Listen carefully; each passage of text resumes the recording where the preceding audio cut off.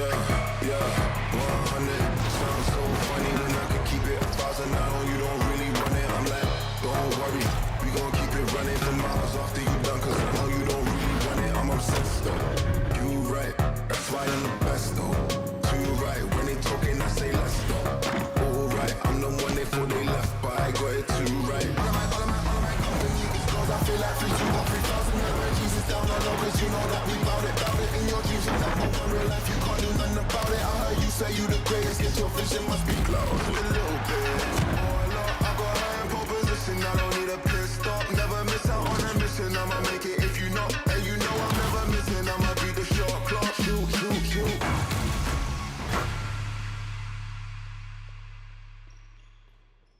Самцхан тааханд шинэ лоогийн мэдээ үргээ тэгээд даваа гаргасан тааханд энэ бэ тохиолдолд бэлэн болсон байна. Тэгээд мэдээж хэрэг таахны танилтаа бас зүд цуларсан байна. Орой мэдрэг бүгд. За тэгээд плей бол маш өсөлтөнтэй маш гоё болж байна. Таг үстэй. Баг. За тэгээд мэдээж нэвтрүүлгийн платинум ивент хийж үнсний дээдлигийн аль биесны ап Токиогоо тоглолтын хуваарьтай зөвхөн Токиогоос тавхан хараарай. Мэдээж нэвтрүүлгийн платинум ивент хийж Power Sport усуугаа цоо шинэ өнгөтөртөгөөр ирсэн байгаа. Тэгээд тааханд бас хэлмээр байна. За нэвтрүүлгийн платинум ивент PC Mall-ого Apple, Samsung, Huawei, Honor, Xiaomi брендийн аль биес нэрхтээ уучлахаг бол лизингээр зөвхөн PC Mall-оос тавхан аваарай гэдэг хэлмээр байна.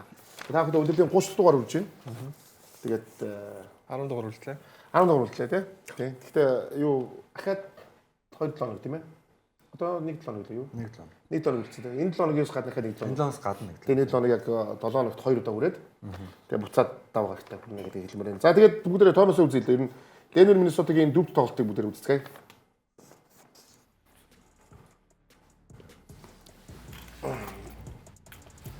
За Minnesota талбай дээр дөрөв тоглолт авсан байгаа.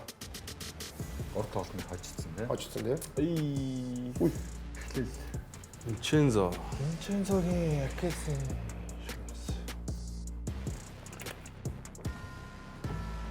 Келесээ шүрмсийг гимтээсэн те.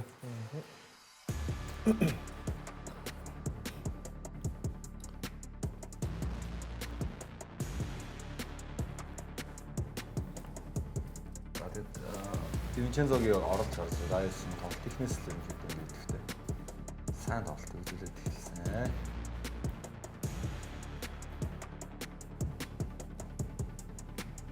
За эхний хагас бол ерөнхийдөө Денвер арай жоох илүү.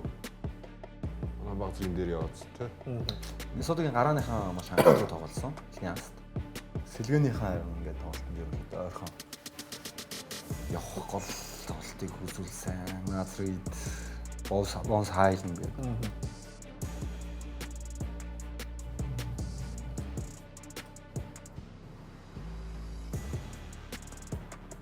Ямартай Чааранг ордон гимтлээсээ эргэж ирээд. Яа энэ дээр Индиалчгүй.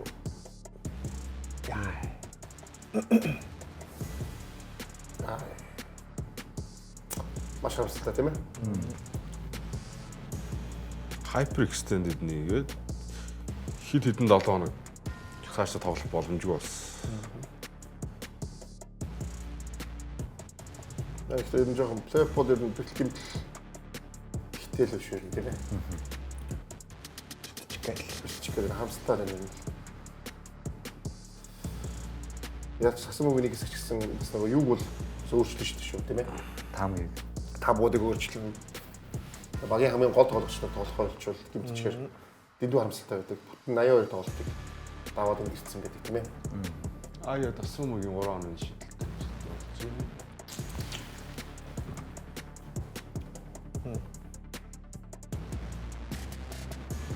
эхний хагаст нэг л удаа бөмбөг алдсан байсан тийм. Тэгээ хоёрдугаар хагаст ингээд бөмбөг алдталт ихсээд 12 бөмбөг алдталт уу 2 дугаар хагаст. Оо 10 тий. 9 бөмбөг алдталт 2 дугаар хагаст. 9 бөмбөг алдталт. Тийм бүрсэн хамгаалтын төлөвлөлөө бол үнэхээр онцгой байсан. дөрвөлээ хоосон юм шүү дээ. тийм бааз. Гоберос Йокчиг одоо Йокчтой тогсроо сурч гин гэж бодлоо харагдаад байна зөв. Илүү үлд юусээ ихгүй, бөмбөг рүү нь явахгүй, блок шот ихгүй болно. Яг эргий цараа довтлоход нь эцсийн шийдвэрээ гаргах нь хэцүү байдал, тухгүй байдал тоглож байгаа. За миний сүүлд бол оноо болоод тусан тий.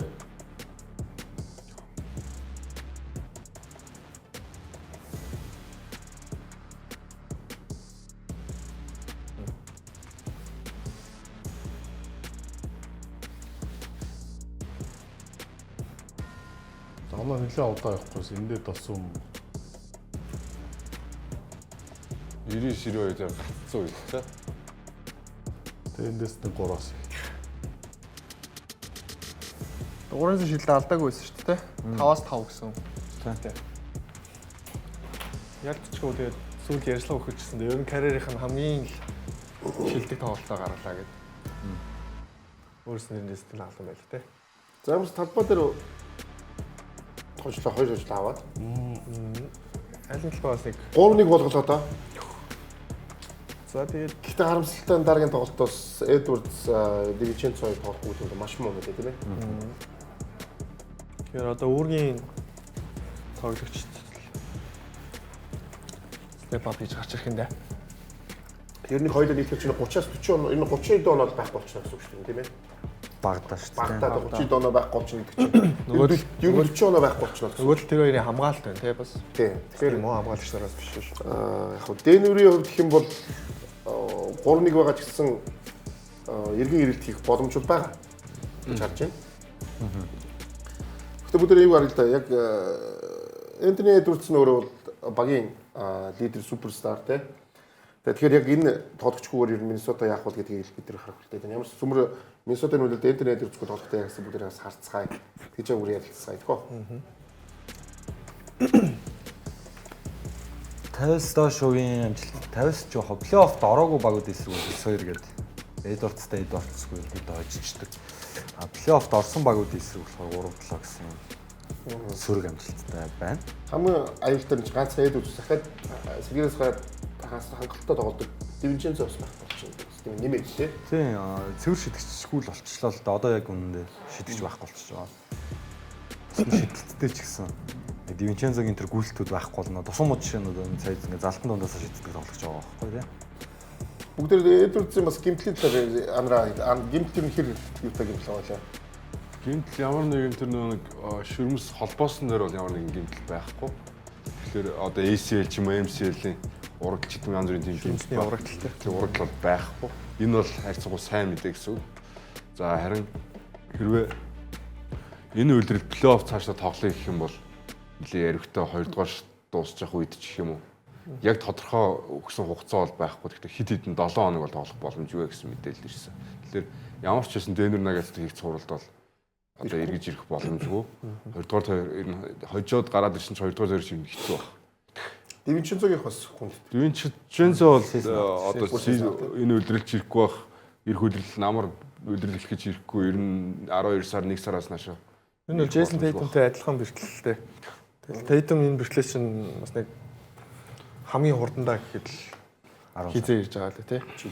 10 сар болж ирж байна. Тэгэхээр яг зөвөр би зөвөр өөрөө хувь хүн дээрээ бодоход энэ хоёр тамирчны хоёулынх нь бэрхтлийн авч исэн хүний хувьд бол ер нь яг Энтони Эдвардс дээр Дивинченцогийн хувьд бол тоглох юм болж байхгүй.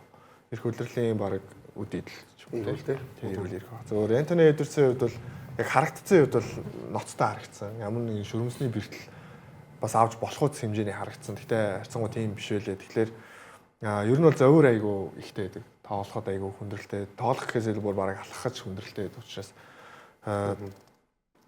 бараг 2 дугаар ч ирэхэд жоох хэцүү л харагдсан да надад. Ер нь ингээд магадгүй үйлрэлэн дууссан ч гэж магадгүй л харагдсан. Ерөнхийдөө тулгаан асуумрал дээр Миннесотад яг энэ тоглохчгүйгээр одоо Денвер Гордон ирсэн мэт. Гордон гэдэг бас нэг 100 харагдахгүй байгаа. Тийм. Гэхдээ хөдөлгөөнмөлгөр мэдээж байгаа. Гэхдээ яг Денверийн хувьд бол 3-1 гэж бид нар явна гэж бодоагүй байсан байна. Үйлрэл ихтэй дөрөв тоглолтод 3-1-ээр Денверийн илрүүлэх нь гэж. Гэхдээ бол бас маш том гэрийнхээ даалгаврууд маш сайн хийсэн Миннесота. Энэ Миннесота бол бас ямар баг гэдгийг бас харууллаа л да. Гэхдээ цаашаа энэ яах вэ? Миннесота энэ цуврал дээр илүү байсан юм эхний хожлууд дээр дандаа сэлгээний тоглолт байсан.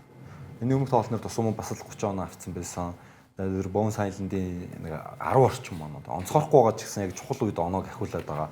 За Наазрид угаасаа л оны шилдэг 6 дахь тоглогч чинь Шагин Лизен энэ багийн шилдэг 6 дахь тоглогч байсаар ирсэн. Гэх мэтчлэн ингээд сэлгээний ерөнхийдөө илүүрхэд гараан дээнүр ингээ ойролцоо үзээд сэлгээний цаг ирэхээр байхгүй болчихсон. Тэгээ Гордон байхгүй бол бүр хэцүү. Тэгээ Пейтон Вотсон байхгүй гэдэг. Угаасаа бүрэлдэхүүн дутуу байсан. А одоо болохоор ингээд энэ хоёр тоглогчийн оронд Досумо Конле хоёр гараа руу гарчихна. Rotation Conley хүчээр орж ирнэ. А тэгэхээр хамгаалт хүртэл муу болол эхэлнэ л дээ. Эдвардс Дивинчензо хоёрыг бол нуруугаар жижиг хоёр тоглогч гараа руу гарч ирж байгаа. А тэгээд сэлгээний тоглолтын дээр бас л дутаад эхэлнэ. Тэгэхээр тэнцүү явдлаа гэхэд төгсгөлд дандаа ингэж Досумо тоглолтыг төгсөн гэргэлзээтэй. Тэгэхээр зүгээр Дэнүрийн хувьд эргэж ирэх маш тийм том боломж. Гордонтойгоор нөгөө 3 дараалж хожих боломж нь бүрдсчлээ эсрэг багийнхын гол тоглогч нь гэмтээд.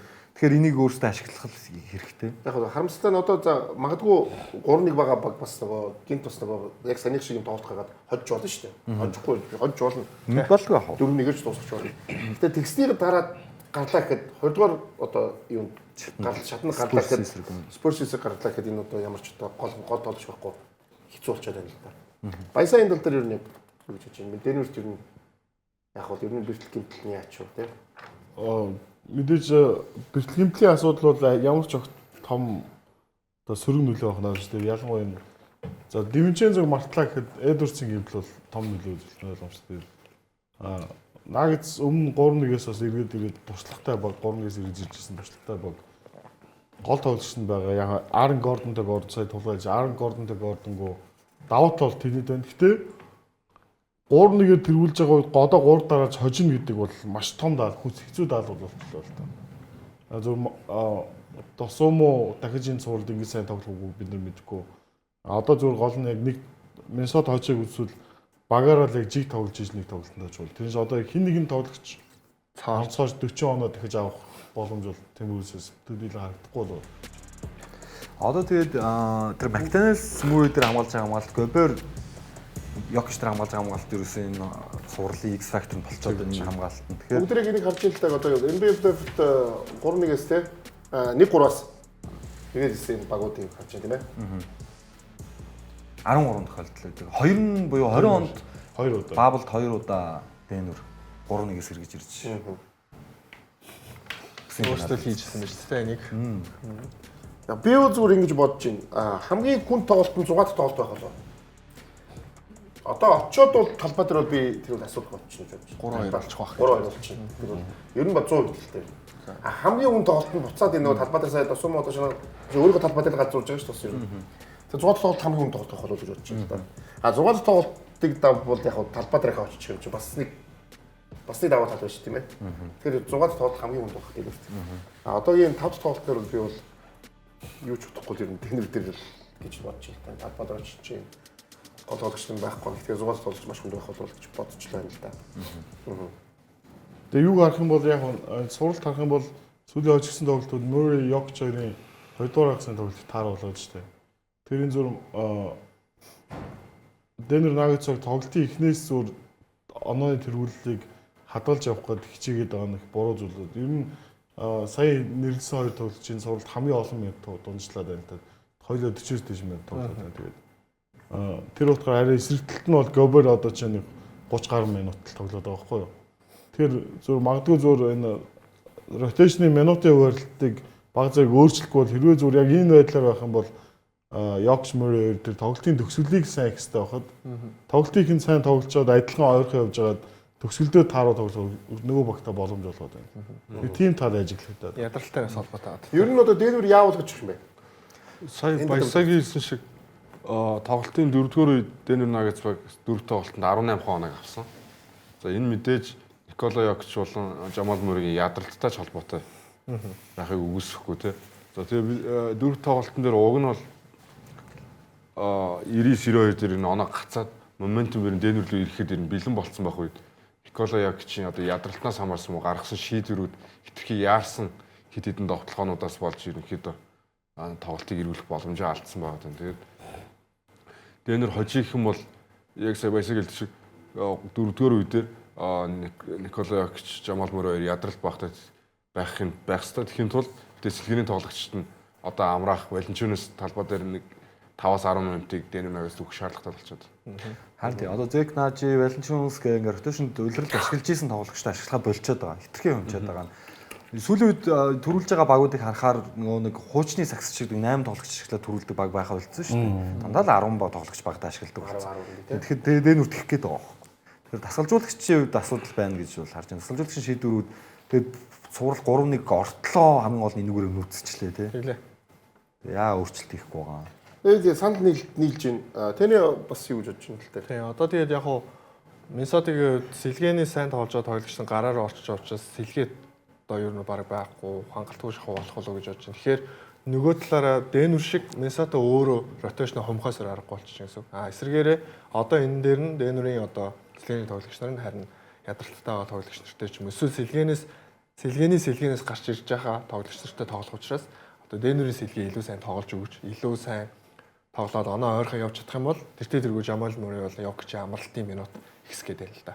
Тэр хоёр оноо ингээд тасрах га салах гээд байгаа учраас талбай дээр байж одоо олон минут тоглоод байгаа учраас ядралттай ороод байгаа бол гэж бодож байна. Угаасаа нөгөө энэ 40 минутын тоглолтог хэллээ шүү дээ баясаа. Тэгээд 40 гаруй минут тоглоно гэдэг бол те одоогийн сагсан бүгд бол маш дээрэс нь зүгээр юм одоо эхэлж байгаа шүү. 82 тоглолцсон байгаа. Дээрэс нь яг энэ Бирткемт чи яг энэ их бид тоглолцсноос болдог. Ер нь 100 шалтгаалдаг хамгийн том хүчин зүйл нь.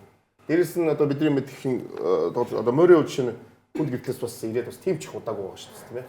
Тэгээ буцаа формд ороод яг одоо эхэлж байгаа. Тэгэхээр энэ бол яалтчгүй минутын тэр бус тоглолцоодоо ашиглаж одоо тоглолтууд нэг илүү ашигтай байна гэж бодож байна тийм ээ. Өөр юм дээр ярих юм байгаа. Дэнвэр одоо Миннесотын сурал дээр ямарсан 5 тоглолтыг бид нар үзнэ. Дэнвэрийн талбай дээр. Ер нь бол төсөөлөөг бол цуврал болгоод байна гэж харж байна. Тэгээ зөв одоо гэмт хөтлөж талаад Дэнвэр Нагетс 7 тоглолтод тожчих юм бол заах тэр мэдээж Азтай хэрэг. Тэгээ зөв хожихгүй бол гэдэг асуудал бас байна шүү дээ одоо хөв нэг үчи. Үнэхээр миний хувьд бол энэ цувралыг Нагетсыг 4-5 тоглолтод хожино л гэж бодож байна. Ийм олон тоглолч гарна ч гэж төсөөлөөгүй. Тэгээд гэсэн чинь энэ эсвэргээрээ бүр нэрнгээсээ л Миннесотын Дэнвер Нагетсыг зогсоох гэж бүтээгдсэн баг нэрэж муу юм уу гэдэг бодлоо. Хамгаалж шүү дээ тийм ээ. Шууд харуулдаг шүү. Одоо тэгээд нэгэн одоо 4 тоглолтод маш гарцтай тоглолт боллоо Миннесотагийн. Тэгээд одоо нэгэнт 2 гол тоглогч Винчензо бол яалтчгүй одоо энэ Миннесотагийн хийх гээд байгаа гэсэн үгийн хамгийн том хэсэг нь л дээ тий.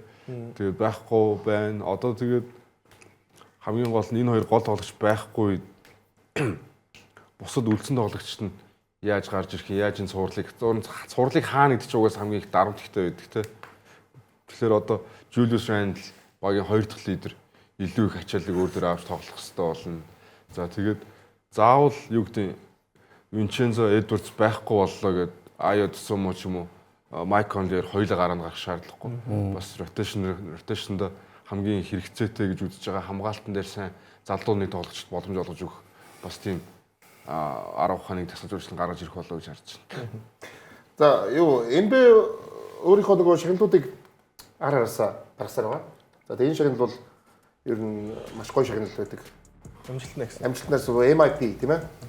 Биш энэ чинь. MIP MVP ш. За тэгээд MIP гэдэг шагналыг бол маань бид энэ шагналыг авсан тоглогчдын ихэнх нь ер нь тэгээд NBA-гийн суперстаар дуулдаг юм тийм ээ. Яванда. Тэгээд энэ бас маш нүдээ олж өгдөг энэ шагналыг ер нь түүхийг анзаархад тийм NBA-гийн. Тэгээд энэ жилийн шилдэг амжилтнаа гэсэн тоглогчийн шагналыг Никол Александр Walker тийм ээ. Хавлаа. За жилийн 4 Авдиа энэ 3 финалдаа тэгээд. Статистик. За баг нь тэгээд плей-оффт орсон гэдэг өөрчлөлөө дөө. Юу энэ 3 бодогч төр нэлээд өсөлтөнд явсан шүү юм тийм ээ. Дүүрэн Авдиа энэ 3 тийм ээ. Тэгээ оноо ч гэсэн тэгээд шүү дээ. Ил тасрахаа байхгүй. Атлантикд бас гоё мэдээ байна. Энэ бол Атлантикийн багт бас гоё шиг давлаа. Тэгээд бас амжилттай тоглож байгаа шүү тийм ээ. Мөрсөн жилийн жаас авчлаа. Аваагүй л байна. Өрсөлдөжсэн тийм мөрсөн жил. Авцсан билүү? Авсан баг. Тийм ба. Жилэн жуусан уу? Жилэн Джонсын орцныг финалцсан байгаадсан санагдаад байна. Тийм. Түрүү жил байсан. Харин тийм 4 жил Дайсон Дэнэс аваа шүү дээ. Дайсон Дэнэс авсан. Тийм Атлантагаас орцсон авсан юм. Дайсон Дэнэс авсан.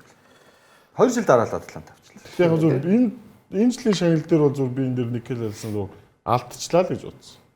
Яг үүнд дүүрэн хоёр чин MVP болтлоо өслөө шүү дээ. Чи MIP үстэй. MIP тийм. Тэр MVP болтлоо өссөн тийм хоёр тоглогч өгч байна. Никол Александр Walker гэж байна. Дөрөв Авдиа хоёроо. Тэгээ түрүү жилээс байсан амжилт нь одоо Хоёулын тэнэг хоёрын ч аим сайн байсан. Яг зөв ялангуяа явдаг их. дундаж оноо авалт нь Никел Александр Окер илүү биш магадгүй. Тэгээс нөгөөрийнх нь үзүүлж байгаа нөлөө статус нөлөө өргөлцсөн шүү дээ. All-Star шүү дээ. дууссан тийм. Тэр хоёр яг 8.3 8.3 яг адилхан агсан оноо. Дүүрэн авд. Александр бол Никел Александр Окер 11 оноогоор. 9.6 сингл оноо дунджилж байгаа 20-оос дээш дунджилж байгаа. Тэр нь амар том нөлөө өгсөн л доо. Тийм байна тийм ээ. За тэг ямар ч гэсэн дорнод нэг зурвал маш өсөлтөд болж байгаа. Энэ зургийг бид үздэг. Нью-Йорк Никс Атланта Hawks тийм ээ. Йоп. За 3 тоглолтыг Атланта Hawks талбай дээр очсон байсан. Дахиад очсон тий. Дахиад очсон. Ойрхон явж болохгүй маа гэдгийг л ер нь Hawks харуулж шүү. Ер нь энэ бас хүлээлтийг бас Атлантаг шууд бас ингээд бас шууд 2-1 болгоч ингэж бол хинч төсөөлөг баг. Лав энэ битокийн төсөөлөг баг тийм ээ анараа. Тэгсэн бас тийм боллоо. Тэгээ энэ шууд өрсөлдөөний шууд ихлүүлсэн. Энэ талбай дээр очоод ихлүүлсэн шүү дээ өрсөлдөөнийг. Энэ цувралыг анх төсөөлж явахдаа CJ McCollum гэдэг тоглогчийг үнэхээр мартцсан байсан юм байна. Ингэж аим шүү. Оноо тэнцүү ороод ирэхэд бол McCollum үнэхээр клач байж чадчихжээ. Тэр энэ туршлагатай бас те. Нэгсэндээ Нью-Йоркод одоо энэ тоглолтын дээр хожихгүй дээр хань хүнд орно шүү дээ. Тийм болохоор заавал очих хэрэгтэй юм. Тийм 3-1 болчих. 3-1 болчих шүү дээ. Тэгэхээр яа тэгэхээр Атлантагийн талбай дээр маш хүн даалгавартай ихсэн дээ. Тэгээ эхлэлийг сайн тавьсан. Хожигддог хоёр тоглолтын дээр хожигддог Атлантагийн талбай дээр хожигддог тоглолтын дээр Anunoby их сайн тоглосон байсан. Тэгээд Bridges оноо өгөөсөн. Энэ тоглолтын дээр бас л Anunoby сайн тоглосон. Bridges яг тоглолтын дээр 3 тоглолтын орлого үүсгээд байна тийм. Хаарт биш Bridges хоошоо татдаг тоглогч нь болчих.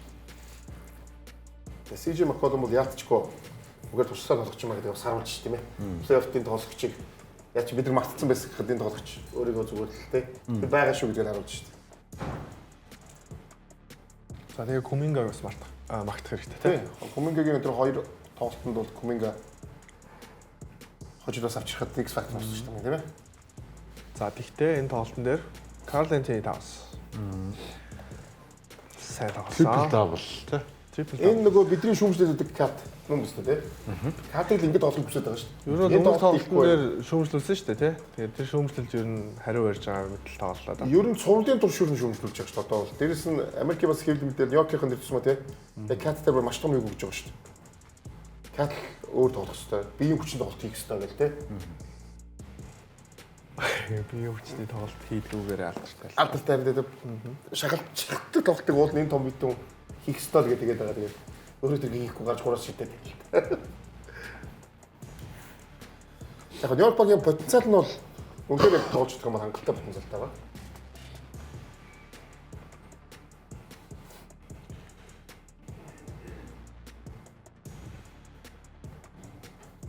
Энэ тоглолтод Нью-Йоркийг хочих юм бол ер нь бол энэ сурал 7 тоглолтод хүрэх боломжтой. Зон болчихно л да. Рассан сая гаравч үү те? Тэ. Буцаад орж ирсэн гэхдээ. Катарын трипл дабл хийсэн гэдэг чинь маш хондоо тоглосон байна энэ тоглолтын дээр. Ер нь бол ийм л юм байл шүү дээ. Цуурлын дээр 2-2 болцсон байгаа ч гэсэн ингээд 4 тоглолтын агуулгыг харахаар яг ялч илүү баг Нью-Йорк Никс л байгаа. За тэгээд Карл Антони Таунсыг яг үнэхээр яг үнийхэд хамгаалч тоглогч Атланта Hawks байхгүй. За байгаа нь ганц Оконгу байгаа. Гэхдээ сэлгээнээс орж ирээд бас туслаад дэмжиж өгчих тоглогч үнэхээр дутмаг байгаа даа л да. Одоо сэлгээнээс ганц ашиглаж байгаа тоглогч хоёр тоглогч нь Куминга, Гейб Винсент хоёр байгаа байхгүй. Яг нэг плей-оффын тоглолтод нөлөөлөх хэмжээний олон минут өнгөрөөж байгаа. Тэр утгаараа илүү гүнзгий илүү олон тоглогчийг ашиглаж байгаа Нью-Йорк Никс баг энэ цувралын ер нь 6 тоглолтод дуусгачих баг. Атланта Hawks-ийг ялчгүй одоо бүх юу гэдэг потенциалаа ашиглаа үзрөө нээгээд ингээд дуусчихвол гэж харж байна юм бол. Дээрэс нь хин Кат яг өөр дээрээ дабл ирээл те ерөнхийдөө гээд гаргаад ассистенттэй өгөөд яваад шүү дээ тагвар тийм ээ. Кат яг хамгаалтан дээр заримдаа суултал болдог ч гэсэн ерөнхийдөө алдаага ашиглаа зарим тоглоомыг зогсоогоод ерөнхийдөө хамгаалтан дээр ч гэсэн өөрийгөө ер нь бүрэн дайлчаад байгаа байхгүй. За туслах тасалжуулагчтайгаа маргалцсан тий Жэлен Брансон тоглолт. Аавтайгаа тий. Тасалжуулагчны багтны байдаг үстэй. Саяны аав шүү дээ. Аавтайгаа маргалцсан. Бас яа та дуугаа л да. Аав нар л хамгийн үнэн үгийг хэлнэ л дээ. Болохгүй байгааг нь аавал хэлнэ л дээ тий. За тэгээ Карл Антони Таунс 20 оноотой трипл дабл. 20 10 Тэгтлээ гэж. Нөгөө талаас хамгийн сүүлд трипл даблыг хийзээ лээ. Кат уу? Тий. Мэдхгүй. Катыг трипл даблыг санд орохгүй шүү. Санаад авахгүй л. Тэгэхээр Хийжлээсэн баг. Гэхдээ супер тоглолт. Би бол энэ цувралыг яг энд хоцсноор магадгүй 7 тоглолт гарчул гэж харж байгаа. Мэдээж талбай дээр очино. Буцаад алтан дээр ирнэ шүү дээ бас. Тэгэл 6 дээр дуусна. Ингээд дууссан ба. Би ч ингэж бодож. Гэж бодож байна. Энд яг сурлынхаа статистикийг харах юм бол Timberwolves нэг ерөөсөө хожигдсон ч 2 тоглолт хожигчлаа шүү дээ. Дараа нь ерөөсөө өөрсдөө хийхгүй байгаа. Уус энэ Атланта Hawks эсрэг яаж илүү давуу тал үүсэх үү гэдэг ерөнхийд төлөвлөгөөг бол гаргацсан. Яг тэрийг бариад. Яг статистик харах юм бол яг Yahoo Sports NBA дээр байдаггүй статистик байна. Будагтай талбайгаас авсан оноор дандаа NX илүү байна. Тэгэд highlights харах юм бол одоо чинь flex offense эсвэл саяын дээр 5 номертой бөмбөө өгөөд тойрж доошо кат хийлж гүйлтүүд.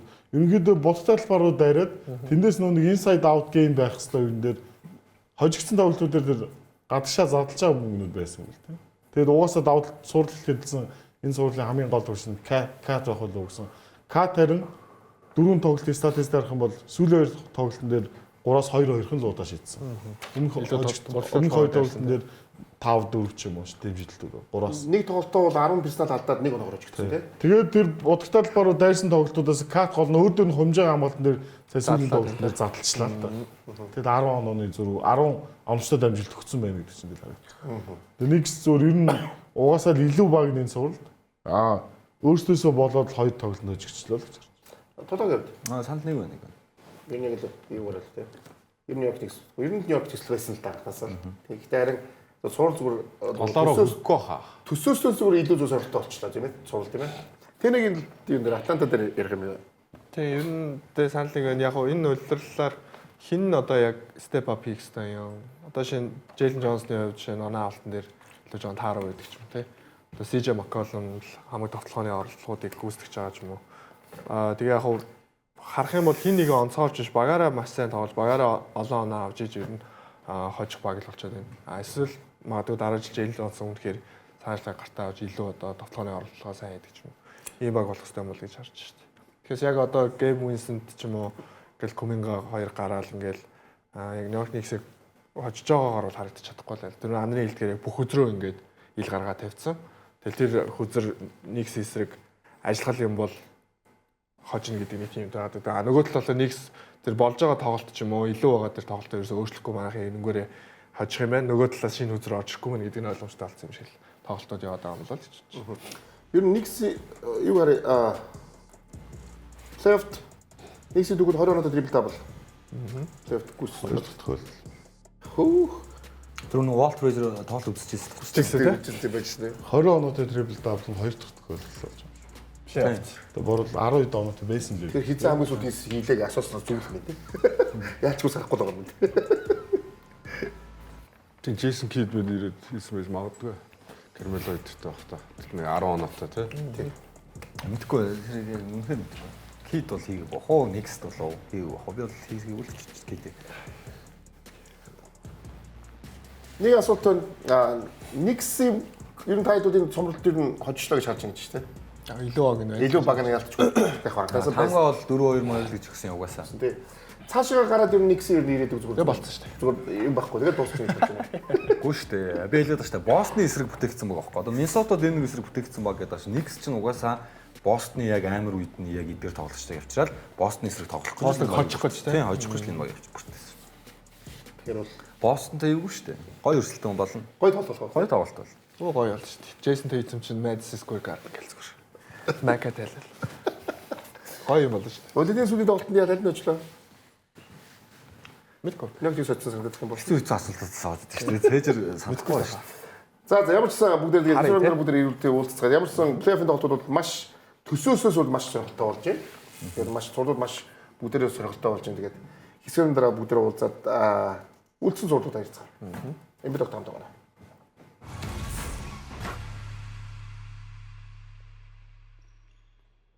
Нэвтрүүлгийн Platinum Event тэтгэгч Ultra Cool, Ultra Smooth, Singur Ultra.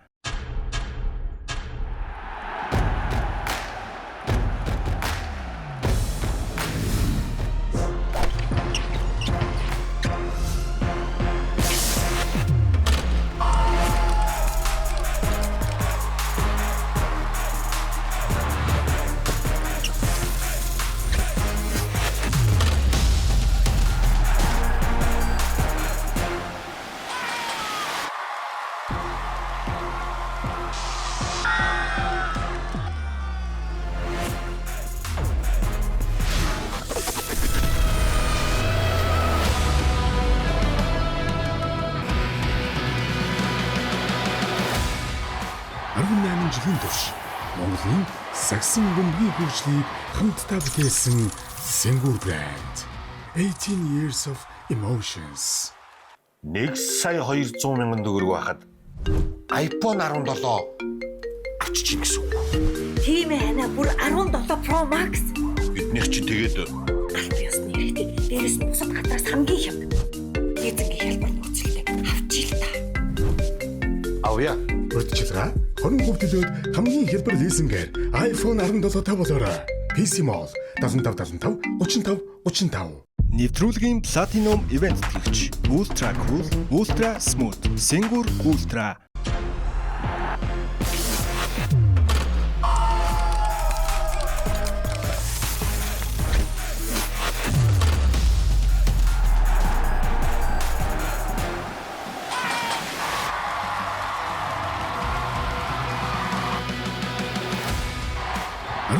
жилийн турш Монголын сагсан бөмбөгийн хөгжлийг хамтдаа бүтээсэн Сэнгүр брэнд.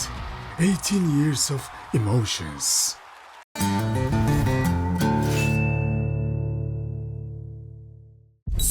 Нэвтрүүлгийн Platinum Event тэтгэгч сагсан бөмбөгийн спортыг дэмжигч Coca-Cola.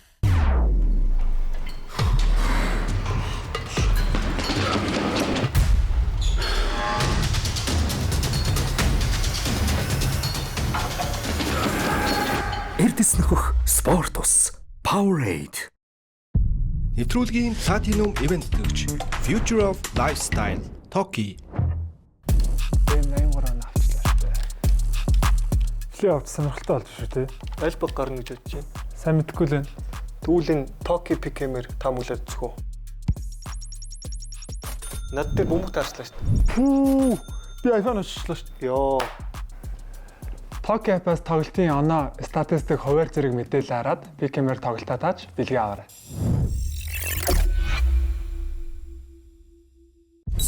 Нэвтрүүлгийн Platinum Event тэтгэгч сагсан бөмбөгийн спортыг дэмжигч Coca-Cola.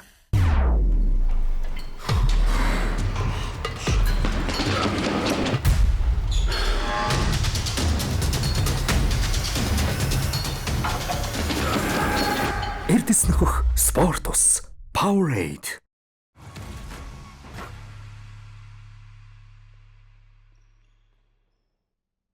Энэ бид одоо бүх хүмүүстээ баярлалаа. Та бүхэнд удирдлагын 30 дугаар давхан хүрч байгаа гэдгийг хэлмээр байна. Тэгээ мэдээж хэрэг нэвтрүүлгийн Platinum Event тэтгэгч Монголын хамгийн зөвлөлийн шаарэг Сэнгүр байгаа. Сэнгүр Ultra Smooth, Ultra Cool байгаа гэдгийг бас хэлмээр байна. За тэгээд дараагийн өрөндийн цуглал руу бид орцгоо. Спортлын дөрөвт тоглолтыг бид үзье. Өнөөдөр болсон тоглолт. Вэмби Гимтлээсээр гэж ирлээ тий. Албасаар нөө Португалоос гараад нэг оног амарч жагаад хоёр дахь өдрөөсөө шийдэлт хийгээд бичсэн байдаг шүү дээ. Гурав дахь өдрөө ингээд тийм Португал баг байдаггүйсэн бол баг ороод ирэх гэсэн юм аа шин тий. Гурав дахь өдрөө хөнгөн бэлтгэл хийгээд гарсан байдаг шүү дээ. Тийм эс. Тоглолтыг уул Портон сайн турсан шүү дээ. Эхний үе тэнцүү яваад хоёрдугаар үе дээр 33-18 гээд Портланд 12 доноо дээр гарч дээр гарсан шүү дээ. За тэгээд ерөнхийдөө тэрнээс цаашаа бол ерөөсө тэрчгтэл San Antonio Spurs 33-16 40-19 гээд 3-4 үе. Wemby Drew хамгаалчихсан шүү дээ. Өөсөө Drew хамгаалаад байгаа л да. Харин тий. Эхний хамгаалтыг хийгээд байгаа тий. Эхний хамгаалтыг. Пий. Өө Grant March хамгаалахгүй шүү дээ.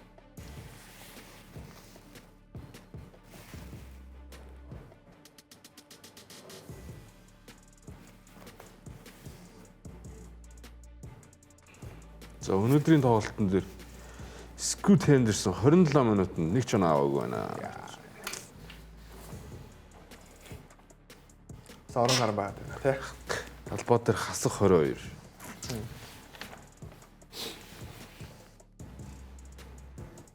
Нэгт самбар аваагүй 27 минут. Спurs урд шугамын хамгаалалт сайн байгаа шинжилтэй бас тий. 18 бөмбөг алдалт хийлгсэн байна. Портланд. Уртлын шуганы хамгаалалт яалтчгүй амар юм гэсэн хэлтэй. Энэ гэхдээ бас өмнө тэгж нэг олон билээ харж байгаагүй л эргэлт болсон тий. 20 оноогоор ихний хастаж ирсэн 20 оноогоор хожно гэдэг. Яг гоо эргэж ирээ хожиж болно шүү дээ. Тэгсэн чинь 20 оноогоор хожно шүү дээ. 40 онооны эргэлт тийм гэдэг ч бас л. Арай амар баж. Яг гэдэг Талбайдрын хараа Портлийг хожиж гэж хачсан энэ үед бол. Зүг тийм хожигдсон ч бас тий. Тийм. Ойрхон тоглоод тийм. Ингэж гоё илүү өгч эхэлж байна. Амар барьсан шүү. Яг хөө ингээд яг нэг арай гэж нэг 17 20 оны тэргүүл авчаад тэрийг айгуу богино хугацаанд алдчихаар сэтгэлзэн үед моментум нь ерөөсө тэр чигтээ Сантинес руу иргэцсэн л тээ. Одоо ингээд баг тоглосон хөрөнгө болсон. Портл сүүл 7 минут гарангийн дотор л тэнцэлж шүү. Энэ болохоор дээ. Харин баг.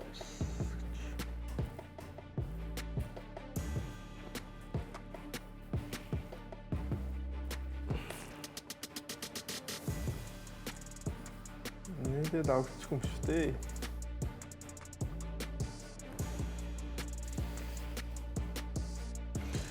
Энэ ямар өнөөдрийн санийхыг яг өссөн тооцсон. Тэгэл ямар ч давчихгүй байна. Тэнийг өссөн тооцсон. Өсрээд амар өссөн. Жичээ нэг жижиг нэг өсгөө өргөх шахуу тэгэл тогтож байгаа юм чинь. энэ ямар энэ тоглолтод 27 оноо аваад 4 бөмбөг тасал 7 блок шах тий. хамгаалтын статистик нийлээд 11 гэхээр амар. Юу гэсэн ч утгатай. 7 блок ч гэж. Зарим 7 оноо авах гол хацаагаад байна. За Fox тэгээд энэ сургуулийн хамгийн сайн тоглолтоо гаргасан. Сургуульд 17.7 оноо өмсчихсэн л өнөөдөр гарсан. 30 оноо, 28 оноо. Хоёр торгуулаа игээл 30 оноо. За энэ бас нэг юу бас тий. Шууд дэм юм байна. Зүгээр шүү дээ плей-офф төр юм байж л.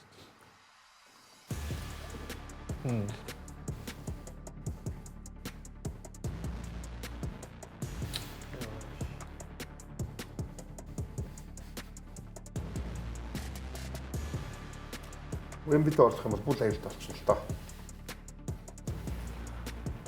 Зардиан руу, Жолди 20 оноо. Жемика 10 оноо.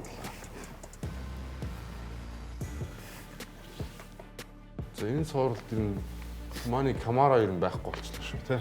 Тинлээ тий. 3 оноо шилтүүд нь олохгүй. Ямар ч бүх хөвгөө байсан юм шүү өдөр. 177 шидэд 9 орсон юм шүү. 17 болчихсон. 7-гийн тоглолт. 17 ус ийсүү хаа. 170 ус юм чинь. 5% байсан юм уу да? 17. Оноо одоо 800 зүрцсэн юм чинь. Таны 3 сая шидэлтийн бэлтгэлийн юу вэ шүү дээ? Статистик шүү дээ. 177 шидэл юусэн. Ажлаа бас тий. Торгуулна шүү дээ. За юуны талаар ярьцгаая бүгд. Портланд талаар ярих уу? Юу болохгүй Портланд? Андраа. Үнэхээр ур чадварын зүрүү гараад байна л да. Тийм. Ур чадварын зүрүү гараад нэрээс бүр тийм маш муу тоглоод байгаа юм барагдахгүй. Яг үнэнд хүүсэгдэж байгаа л гэдэг зүйл нь болоод байна. Тэрнээс яг дасгалжуулагчийн төлөвлөгөө болохгүй ч юм уу те. Тамирчны сэтгэл зүй болохгүй ч юм уу. Тийм зүйл их ажиглагдахгүй л байна. Тэгээд хоёр залуу баг хоорондоо тулж байгаа. Портланд ингээд юм дуусчлаа гэж юм чи. Тусцсан 3-1. Угсаал Талбайд дүрмийг хийж өгсөн л тоо. Талбайд дүрмийгээ дуусгах гэдэг нь хийж өгсөн. Ихэд юу гэсэн гэж өгсөн юм шүү дээ. Баясан Портланд төр. Тийм ээ тийм. Нөө нэг Жирүү олжтой нэг юм туршлагаараа нэг юм хоёр тоглолт авч ухаа гэж нэг тоглолтыг аваад өгсөн. Хавир чунгаагаад нэг тоглолт аваад өгсөн тэгээд. Үнэ яг үнэтэй л нүр тулж байна. Spurs яг үнэхээр илүү баг байгаа юм л та. Тэр юм. Гэхдээ одоо тэгэл Портланд ч гэлтгүү ер нь бусад ямар ч баг одоо Spurs-тэй таарал нэг иймэрхүүл одоо мэдрэмж авах гэдэг шүү дээ. Удирдлагч тэрийг Spurs харууллаа. Олон дараалж хожлоо.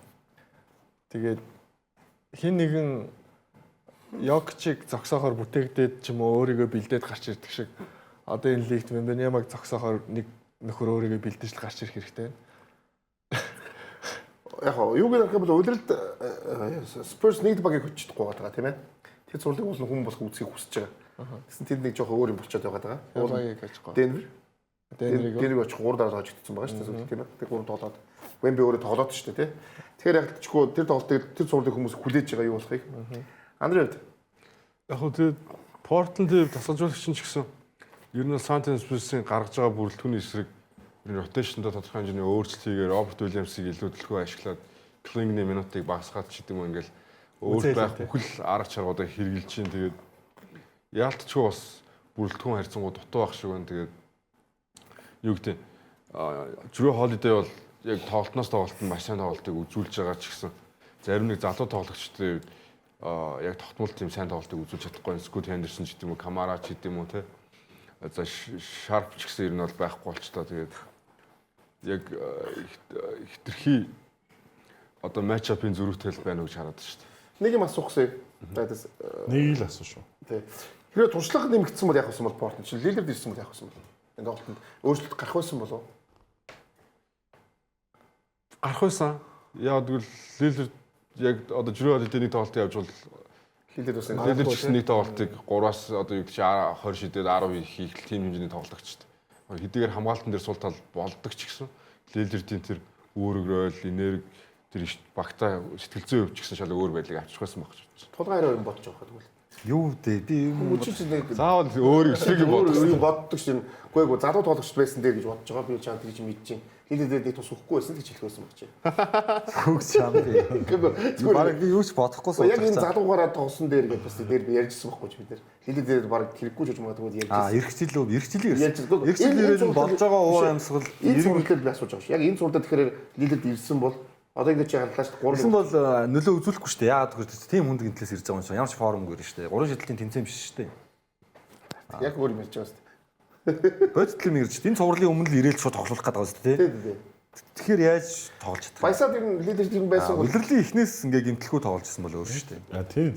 Яг тийм. Зүр асуултыг яг ойлгосонгүй зүр Лилерд байсан уу?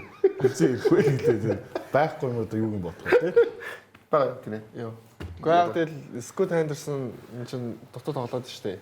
Тэр Scott Henderson-ийн онд Lillard хэрвээ бэлтгэлгүй тоглож исэн бол 15 оноо мó 20 оноо авах шүү дээ. Тэгээд тэр чинь самбар руу явж орохгүй бараг бэмбитээр тийм зогсож шидэд хийж чаддаг хүн шүү дээ. Тийм учраас мэдээж нөлөөтэй байхын үед байх лээсэн. Тэгээд байхгүй юм жаах тий. За бүгд дараагийн юу Los Angeles Lakers Houston Rockets багийн юу цуулыг үсгээ тийм ээ. Дүүр цоо. Өндөр өглөө.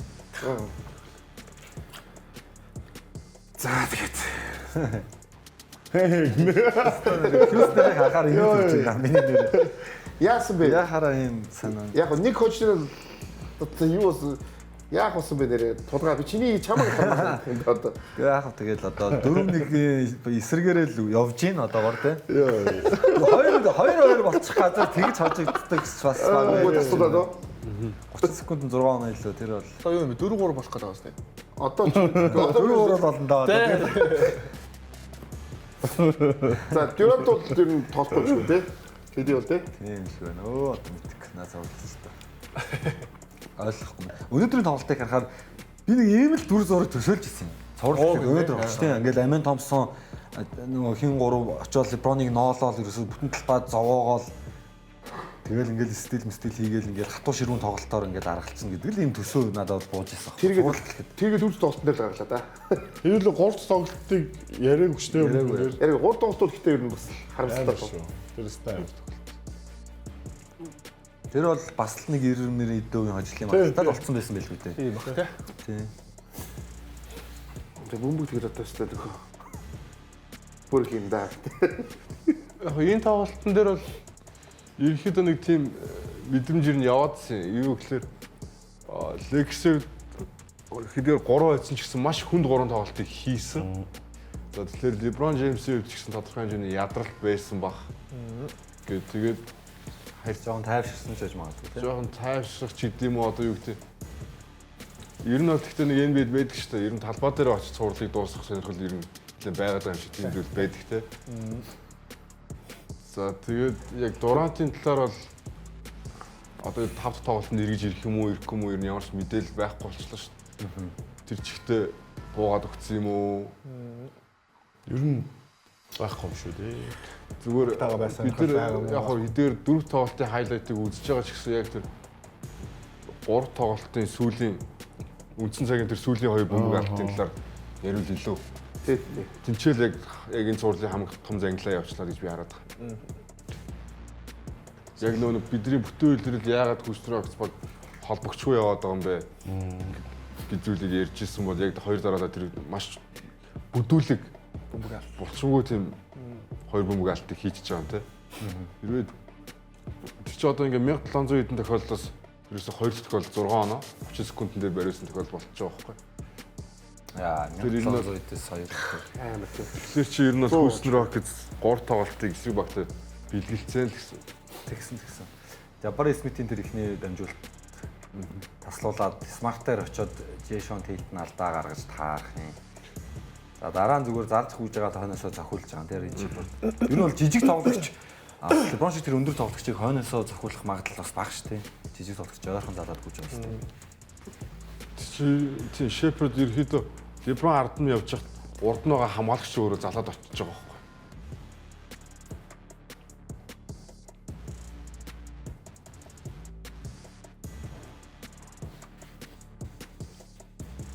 За ингээд энэ тоглолт их чийлэгдсэн учраас Los Angeles Lakers багийн сэлгээний тоглогчдод бас тоглох минут олдсон тий. Тав тоглолтод Houston дээр хэр боломж байгаа бол тулгаа. Чамаас Боломж бол байлгүй л. Тоглолт болгонд л ямар нэг багт тоглох боломж байгаа шүү дээ. бүх багт боломж байгаа. Боломж байгаа шүү. Тэгээд чи 3-2 болох болов? Одоо тэгэл ингэх хэрэгтэй. 3 тгийг угаасаа тэгэл мартах хэрэгтэй шүү дээ. Түүхийн эсрэг угаасаа тоглож байгаа. Тэгэл тоглолтоос тоглолтонд л төвлөрнө шүү дээ. Тэгэл нэг нь аваад Бостон нэг Майамиг бас ав залангаал алдчихсан шүү дээ. 3 тгээс 3-3 болоод 7 тоглолт гаргаад тэгээд нэг хожигдчихсэн тийм. Тэр шиг зүгээр ингээл одоо дараагийн тоглолтыг авчих юм бол 6 тоглолт гэртээ гээл. Тэр сэтгэл зүгээр л тоглоод үзэн шүү дээ. Өөр тэг сонголт байхгүй шүү. Тэгэл сквал тэгэл мултар шүү дээ. Баясаа юм юу гэж бодож байна? Өнөөдөр шиг тоглох юм бол Houston боломж байгаа. Байгаа. Яг зөв энэ суралт бол дахиад нэг хожлох боломж байна. Энэ суралт хожих ялах боломж бол байхгүй хөө. Гэхдээ сүүлийн хоёр тоглолтыг ажиллах юм бол Durant-гүй хоёр тоглолоо шүү дээ. Тэгэхэд хоёр тоглолтын дээр сая эдлэж бидүүлээ 3 тоглолтод хожих бүрэн боломж байсан. 1100 тохиолдолоос байж болох хэдхэн эсрэг тохиолдолд нь тэр нэг гарлаа гэдэг. Тэгэхээр Durant-гүйгээр Rockets-ийн залуу сайн болж шүү дээ. Тэр нэг илүү тэгээд яг одоо хоёр тоглолтод Lakers хоёр тоглолтод залуу Durant-гүй залуу Rockets-ийг тоглоо одоо сурцсан баг л та. LeBron-тэй ачаалын машгуур дээр нэлээд авлаа тийм ээ нараа. Тэгэхээр тэрний мэдээ өнөөдөр бас яг 10 оноо боллоо. 10 оноо тоглолоо. Өнөөдрийн тоглолт 33 минут тоглоод шүү дээ. харьцангуй ихтэй хайчих шиг боллоо. Тий. Гэтэ ер нь бас ядаж л байгаа юм нэлээ. Нилээ ядралт хачаал авч байгаа. Тэгээд ямар амар өндөр хачаалт өгөө олон минутыг 3 тоглолт дараалж шийлээ. Тэгээд яг багийн гол үндсэн плеймейкер гол үгийг гүйцэтгэж явсан. Тэгээд 5 тоглолтод Lakers-ийг гэх юм бол Austin Reeves минутын хязгаарлалтаа цуурлыг хаах гэж орж ирэх баг. За тэгээд мэдээж Lakers-ийг яг энэ ихний 3 тоглолтод хожуулсан ганц зүйл нь бол багийн тоглолт тэгээд хамгаалалт байгаад байгаа. Энэ зүйлээ өргөжлүүлж хийгээд цуурал ирнэ. Лос Анжелес хотод 5 тоглолтоор дуусах болов гэж харж байна. Тэр юу? Бизнес зөв яг өнөөдрийн тоглолтоос харахад тоглолтын өмнө Сингүн багийнхандаа тийм одоо спич одоо тэр уриалгах ч юм уу те багийнхнаас сэргээх тэр зүйлүүдийг ярьсан гэсэн. Тэгээд тоглолтын араас бүх тамирчид ер нь Сингүний тэр ярьсан зүйлс Сингү өөрөө одоо юу гэдэг багийн лидерийн үүрэг ролик өөртөө яг аваад тэгээд гэртээ ер нь хармааргүй байна. Энэ цувралд ялахыг хүсэж байна гэдгийг илэрхийлсэн. Тэр нь бусад тоглогч нар ч гэсэндээ одоо ирч хүч юм уу ийм зүйл нэмсэн гэд хэлсэн. Тэгээд энэ Durant байхгүй тас холбоотой байгаа даа л та. Durant байхлаар яг үнэхээр энэ токсик байдал ч юм уу те. Durant-ийн сэтгэлд одоо залуу тоглогч нарын тоглолт хүрхгүй. Тэгэнгүүт Durant-ийн өөрийн нөгөө биеийн илэрхийлэмж нь одоо LeBron шиг биш ч юм уу те. Одоо чи ингэчгүй тэгчгүй ч юм уу одоо ингүүл зүгээр тэгүүл зүгээр гэхээсээ илүү одоо зэмлдэг ч юм уу те. Ингэж тоглохгүй одоо тэгж тоглохгүй гэдэг тийм зэмлэлүүд байсан болоо гэж бодож байна. Тэгээд одоо яг л Houston-ы багийн одоо нөгөө уур амьсгал, дотоод уур амьсгал хожиг гэсэн сэтгэл нь ер нь бол энэ тоглолтоор нэлээд сэрэгчвүү гэж харж байна. Тийм учраас миний зүгээс бол Lakers-ийн зүгээс харахад бол Austin Reeves-ийг яаралтай авчих хэрэгтэй. Тэгэхээр яг одоо энэ байгаа бүрэлдэхүүнээр бол Houston-ыг арай барахгүй юм санагдаад байна. Хэрэв Austin Reeves тав тоглолтод Lakers-ийн талбай дээр одоо ирэхгүй бол Houston Rockets хожих магадлал нэлээд өндөрлөл гэж би хараад. Яг нь мэдээж залуу тоглогч нар айлын талбай дээр тоглож байгаа жоохон замбраагүй ч юм уу те энэ зүйлүүд алдаа мадагуд нь жоохон ихсэж магадгүй. Гэхдээ сая энэ багийг хамаагүй илүү биш гэдгээ мэдэрсэн тэр ажлыг Houston Rockets авцсан болов гэж би хараад байна. Тэгэхээр Austin Reeves-ийг 5 тоглолтын дээр би заавал Lakers авчих хэрэгтэй болов гэж бодож. Цувралын хурдан дуусгахын тулд. За бүгдээ дараагийнхаа суултыг үзье. Тийм үү? Уусаа тав тоглолтын Лос Анжелесд бид нар бас суултыг гарах баг тийм ээ. За энд тийм зүйл болж байгаа. Дорнодын Детройт, Орландогийн 3 тоглолт тийм ээ. Бүр бас юм те. Тоглолт тааруулах шүү. Бас сонд цувралтай. Орландо талбай дээр талбайгаа хамгаалах тоглолтоо эхний тоглолтоо хийсэн.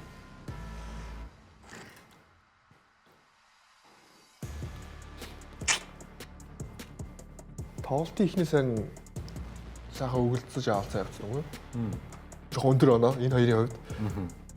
Бэн сайн тоглолт те. Өнгө тоглолт муу тоглолт алдаага залруулсан. Уг нь ч нэг иймэрхүү потенциалтай баг л да. Орлондо бүрэлдэхүүнийг харахаар тэгээд. Пауло Бенкеро 25 оноо, 12 оноо, 9 оноо. 9 дамжуулт тавьсан тийм нэг дамжуулт тавьсан. 3 бөмбөг тасалт, 2 блок гэдэг юм хамгаалт тоглох. Жинхэнэ яг лидер хоёр талтай амар байлаа Бенкеро. Бенкеро ингээл тоглолцуулж. Wendell Carter Jr 14 оноо, 17 самбар. Дүүрэн харин энэ энэ Орландогийн хатуу тоглолтын дээр бас жоохон муу тоглоод нөө яагаад вэ? Тэгэл солигдсон юм байл ч те. Wendell Carter гэхдээ бүр идж ууж те. жоо чи те. Өөрт нь байгаа гэсэн шиг үү? Жохоо ахархаад л шүү дээ. Өөрт нь байгаа гэсэн шиг. Ахархах бахаа бас нэг 3-аар авах хэрэгтэй. Тэгээ бид нар ярьж тэр сэдвийн талаар ярьсны дараа одоо Америкт аюу их ярьдаг болчихлоо те. Тэгжлээ шүү нэр амар ярьж. Битүү байлаа шүү бас. Өөрөө ижил нэрээ ахаад пост бичээд хэлсэн. 17 самбар гинөө. Эний чи хин идэг үлээ гараг өөрийгөө бас амар сайн самбар авдгийг яриад л шүү дээ.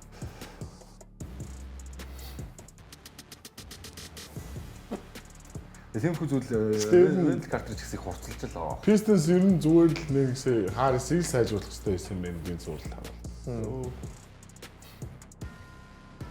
Яг өнөөдөр нэг 20 дон авцсан юм шиг харагдаж байгаа боловч. Нөлөө айгу баг. Нөлөө багтай байна. Тоглолтыг шийдсэн тоглол. Нөө Harris плей-офф тарин юм маа гэдэг. Тэгээ дөрөв нь угаасаа яг тоглооны санаачлал багтай угаасаа тоглох. Хамааралтай байгаа юм тий. Тэгээ юунаас холбогчоос шалтгаалдаг тоглолт дээр. Хоёрын тоглолтын дээр Cunningham ер нь бол Cunningham-ыг бол зогсоохгүй гэдгийг ойлгоцсон. Оноог нь өгөөд байна шүү дээ. Тэгэхээр тэнгууд дөрөв тоглох боломж гарч ирэхгүй байна. Тийм.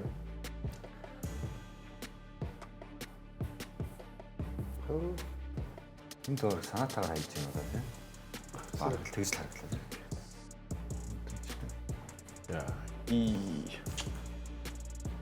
Бенкеро хамгаалахад үнэндээ хэцүү байна. Одоо зөв Harris-ын Bенкеро Pistons бэн гэсэн үг Harris юм. Тийм шүү дээ. Harris яваа үстэй. Аа? Тэр ийм тоглогчтой бол Гэтэ энэ яг та нарын төсөлж исэн суулт мөн үү? биш.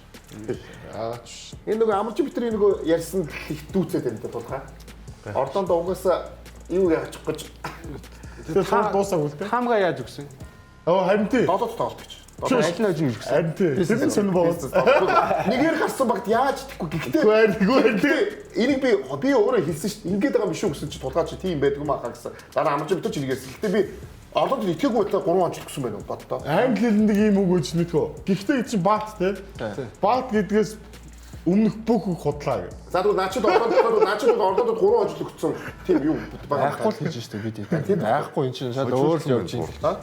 Сургалт хожуулсан байна. Би ч гэсэн 7 тоглолтод л гэсэн шүү дээ. Детройт хаажна гэл. Орлондод давууллаараа гарсан багт хизээч итгэхгүй байхгүй 8 гарсан баг тийм тэгээд итгээд байгаа юм итгэхгүй байгаа юм. Гэхдээ энийг харахгүй тэгээд ийм суулгачиг Өөртөө зөрчилдөө дээ. энэ Сурал яасан бэ? Сурал 3-1 болоогүй шүү дээ. 2-1 шүү дээ. байгаа зүгээр. Яг таны боцноор болоод байгаа юм шүү. Амарчин таяр юу гэж ярьсан? Амарчин таяр юу гэж ярьсан? Нөгөө албаар нөгөө Бэнээр хоёулаа ингэсэн юм албаар хожигдоод таарсан гэсэн. 8-аар нөгөө гарч нэгдээд Детройт Тэгснээр хамгийн гол нь таамаг дээрээ хоёулаа бизнес төгс. Pistons 7 итгэхгүй Энэ бол байна. бизнесийг амлж аваад ингээ Орлондо хойж. Эйчлээ гэж үл ярьсан. Гэхдээ магадгүй Тэгээд тэгж ярьсан бол Орлондо таамаг өгөхтэй байсан байж тээ. Гэхдээ 7 тоглолт Детройт гэж өгöd байгаа байхгүй юу? Тэгээ яг энэ чинь нөгөө бидний хажууд байгаа болохоор би бол ухамсар тухайн задрах өвчин тийм биш мэдээд авахгүй. Тэгэхээр энийг улс төрөөл гэдэг байгаа. Гэхдээ түүхэндээ нэгээр гарсан баг чи хэдүүд олцсон байгаа юм бодлоо. Тэгэхээр Детройт итгэхгүй байх аргагүй болчиход яаж ч удаа тоглолт Детройт өгöd байгаа байхгүй. Гэтэ доосоо гэж тахаа. Тийм яг тийм харж л байна л да. Одоогоор болж 7 тоглолт гарах юм бол өвжиж л байна л да. Бэн 3-аас бүр 9-7 байсан. Тэгээд Детройт ингэж юм болгож болохгүй яа. Хоёр тоглолт Детройт ямар амар тоглолт байна. Тэргээ тоглох хэрэгтэй байхгүй. Тэгсэн тэр нэг тоглолт бол байхгүй ч юм уу. Оронгор их чинь ингэж өмнөх тоглолт ямар плей-офф шүү дээ. Ийм л эд үстэй. Тэгэхгүй тэгэл хоёр тоглолт шиг ингээл бүх цуврал дандаа ингээл ихний таны шиг дөрөвдөг гэж яваад байна. Сайн чинь тий. Тийм энэ ч плей-офф үстэй. Тэрний хариуг сайн барьж чинь тий. Тэгэхээр бид нар Орландогийн дасгалжуулагч чиг магтах хэрэгтэй байх тийм ээ. Энэ зүгээр ингээ харангуй самбарт илүүрхсэн баг л хожоод байгаа. Энэ хоёр багийн хувьд. Тийм үү. Хоёр тоглолтод яагаад илүүрхсэн гэхээр самбарт бүр огцом илүүрхсэн байна. 15 самбар илүү алдсан. Эхний тоглолт хоёр тоглолт ойрхон очигдсан шүү дээ. 10 орчим оноо 7-8 оноогоор л очигдод байгаа. Самбар нь л яг тэр онооны зүрх байна. Тэр самбараа авах хэрэгтэй байгаа шүү дээ. Тийм. За одоо хариуг марих байлгүй дээ зүг тоглолтын дээр. Тэгээ анарын хэлсэнчлэн сая сүүлийн 3 тоглолтод Франц Вагнерын идэх бол хамаагүй сайн ажилласан. Франц Вагнер идэхтэй зөвхөн Банкеро Бэйн хоёр биш. Франц Вагнер яг л 3 сайн тоглох. Гуруулаа сайн тоглох. Сакс цөөхөн бөгөөд гүйцэтгэл сайтай тоглосон. Оночлоод автчихсан. Тэр яг ингээ нөгөө ройлууд нь зөв болж байгаа байхгүй. Тэрний өмнө тоглолтоор юу ярьсан шүү дээ. Сакс тоглохооны ихэнх тэр тоглохоог хийх ёсгүй гэдэг те. Гэсэн тэгээ яг тэрний дагуу ройлуудаа илүү сайн ойлгоод байгаа. За гэхдээ үнэхээр гэдэг ордонд болчих юм бол байж болно те анараа. Одоо зүгээр ийм болчихсон. Байж болно те. Айл багийн хамгаалтууд үнэхээр сайн байгаа. Тэгэхээр довтлогоон дээр аль нэг баг нь илүү давуу талаа гаргаж ирэх хэрэгтэй болчиход байна л да. За тэгэн гол Орландо Мэжик багийн одоо Desmond Bain, Банкеро, Франц Вагнер гуруулаа ингээд хуваагаад довтлож байгаа 17, 18 ч гэдэг юм уу те. Тэгээд довтлооны баланс нь ерөнхийдөө уучраа болцсон. Хинч одоо Банкерогоос магтах хэрэгтэй. Ганцхан оноо авахгүй бас плеймейкерийн үр гаргаад тэр дамжуултууд нь өсчлөө ч гэдэг юм уу. Самбарт явж ин ч гэдэг юм ингээд давуу талаа гаргаад ирчлээ. Франц Вагнер мэддэг Франц Вагнер ерөнхийдөө буцаад гарч иж хэлж ин. За Бэйн угаасаа тоглолттой сайн. 20-25 оноо орой болго авах боломжтой ч гэдэг юм ингээд довтлогоон дээр ингээд нөөц болцоогоо ашиглаад ингээд гайгүй болчлоо. Детройтийн Кейд Канахэмс бөмбөг салгачаа. Тэгэхээр эн чинь одоо өөр яг өөрөө нэг эсрэг тоглоод ч юм уу ингээд плеймейкер хийгээд багийнхаа довтлогоог ингээд одоо чинь Кейд Канахэмс суудсан үед гэж ярил л да тий. Ийм тоглогч байна уу гэхээр үнэхээр байхгүй байгаа даа. Jenkins хэдийгээр хоёр талд гэрээтэй тоглогчоос 2 жилийн баталгаад гэрээг өгсөн ч гэсэн яг плей-офф дээр л хангалтгүй байна тий. Жэйлэн Дөөрн бол нэгийн эсрэг нэг бутаад бод ингээд тоглоод өөрөө ингээд санаачлахаараа ингээд бусдаа ингээд боломж гаргаж өгөх хэмжээний юм плеймейкер хэмжээнд бутаад баг шиг тоглогч биш болчоод байна гэдэг ч юм уу. Тобиас Харрис бол яах юм бэ? Суллаад өгвөл шидэн. За нэг хаяа нэг постоо бижод унын зэний шидэлт хийвэл ингээд довтлогоон дээр харьцангуугаар яг ингээд санаачлахаараа ингээд оноо аваад ингээд нэг тоглолт авах гэж болж ирэхээр байхгүй байгаа. Тэгээ Данкер Робинсон байна. Довтлогооных нь орлого нь бол ерөөхдөө ойлгомжтой байгаа юм. Тэгэнгүүт Амин Томсон гураа шидэхгүй. Шидэлт муутай гэдэг ч юм уу. Сар Томсон. Тэгэнгүүт одоо шинэ хамгаалахад нэг өсөндөө ойлгомжтой болчиход байна л да. Өөрөөс довтлогоо гаргах чадвартай тоглогч нар аюу цөөхөн байгаад байна. Нөгөө талд бол нөгөө гурав чинь бөмбөг хоорондоо дамжуулж байгаа ч юм уу, өөрөө залж байгаа ч юм уу, нэг эсрэг нэг ч юм уу, пост авч юм уу, айсо ч юм уу, гураас ч юм уу ингээ бүх байрлалаас оноо авах боломжтой байгаад байна. Тэгээд яг илүүрхэх ёстой тэр байрлал дээр тэгээд Wendell Carter Jr-ийг илүүрхэж чадахгүй байна шүү дээ. Тос одоо дөрөвний тос хэрэгтэй л байгаад байна гэсэн үг л байна. Тэр Кейт Канахем яг одоо яаж юм гэхэлэр үнэхээр болохгүй байгаад байгаа гутал хүчилж эхэлж байгаа. Хүчээр 2-3 өнөөдөс дайрах ч гэдэм үү. За яг ингээд ирэхээр нөө бөмбөг алтууд нь ихсээд шийдвэр гаргалтууд нь зарим тохиолдолд буруу болчоод ийм зүйлүүд нэлээд ажиглагдаад эхэллээ л та. Тулгаан энэ дэрийг үзэж яавал ажих ёстой бэ? Детройт бизнес. Детройт өөрсдийнхөө сагсаал тоглох хэрэгтэй. Детройт Орландо Мэжикс ягаад илүү байж улиралт одоо нэгээр гарсан баг вэ гэхээр KD эзгүүд харуулсан баггүй. Яг багийн тоглолтын яв дээр явсан шидэгчээ сулдаг хөлгүүд нь эргэжсэн. Хамгаалт нэр бүгд бүхнээдээ ажилтдаг. Тэгээд яг анарын хэлдэг шиг үнэн л дээ яг KD шиг хэмжээний ур чадвартай оноо авах хин нэгэн сууж хахад тоглолтыг удирдаад оноо авчдаг 3 тоглогч байна уу гэвэл байна Орландод. Гэхдээ яг Орландод Детройтын тэр бөмбөгийн шилжилт систем байгаа гэдэг дээр би бол одоо ч хэрэгэлдэж байна. Одоо бол нэг юм Орландо бол илүү нэг ур чадвараараа юм махарсан. Тэгээд Детройт адилхан шидэлтгүй тоглогч нар байгаад болохоор тэр нь цохроод нэг ийм л сакс тоглоод байна. Тэрнээс Pistons яг хоёр тоглолтод үзүүлсгээ бөмбөг шилжээл Тобиас Харрисаас яа гэм бэ тэр ганц хоёр пост мөвн нэрээд уналтаа шидэл тэр чинь л болчихж байгаа байхгүй юу? Харрис 10 оноо ав, Дженкинс 10 оноо ав, Аминд Осор Томсон 10 оноо ав, Данкан Робинсон 3 шидэлт унгаа. Сэлгэнээс хэн байгуулаа өөр нэг шидэлт чинь. 2 шидэлт. Хойртроо. Кевин Хойртрыг ашиглаад 2 шидэлт оруулчих юм. Яг ингээ багаараа л оноо хуваа авчих. Азия Сторт 10 оноо авчих. Дүүр нэг 15 оноо 10 самбар авчих. Дүүр тэрийг чадвал дотор шууд дүүр тэрийг авахгүй байна л тийм. Дүүрэн гэж байгаа санагдаа асуудал байгаа. Дүүр 8 оноо манай. Баясаа. Юу? Нөгөө Детройт хожихын тулд сая тулгаа яг зөв л хэлж чинь зүгээр. Одоо би бол зүгээр миний харж байгаа одоо өөрөөсөө хороо сонгох хэрэгтэй болов уу гэж чинь. Банкерог зүгээр банкерогийн дуртай оноо авах. 9 онцтой дамжуулалт нь илүүдэд байгаа байхгүй юу? Угаасаа бид нар банкероос тийм тоглолт хардаг шүү дээ. Хоёр энэ зур 3 тоглолтын дээр хоёрт нь 9 онцтой дамжуулдаг чинь.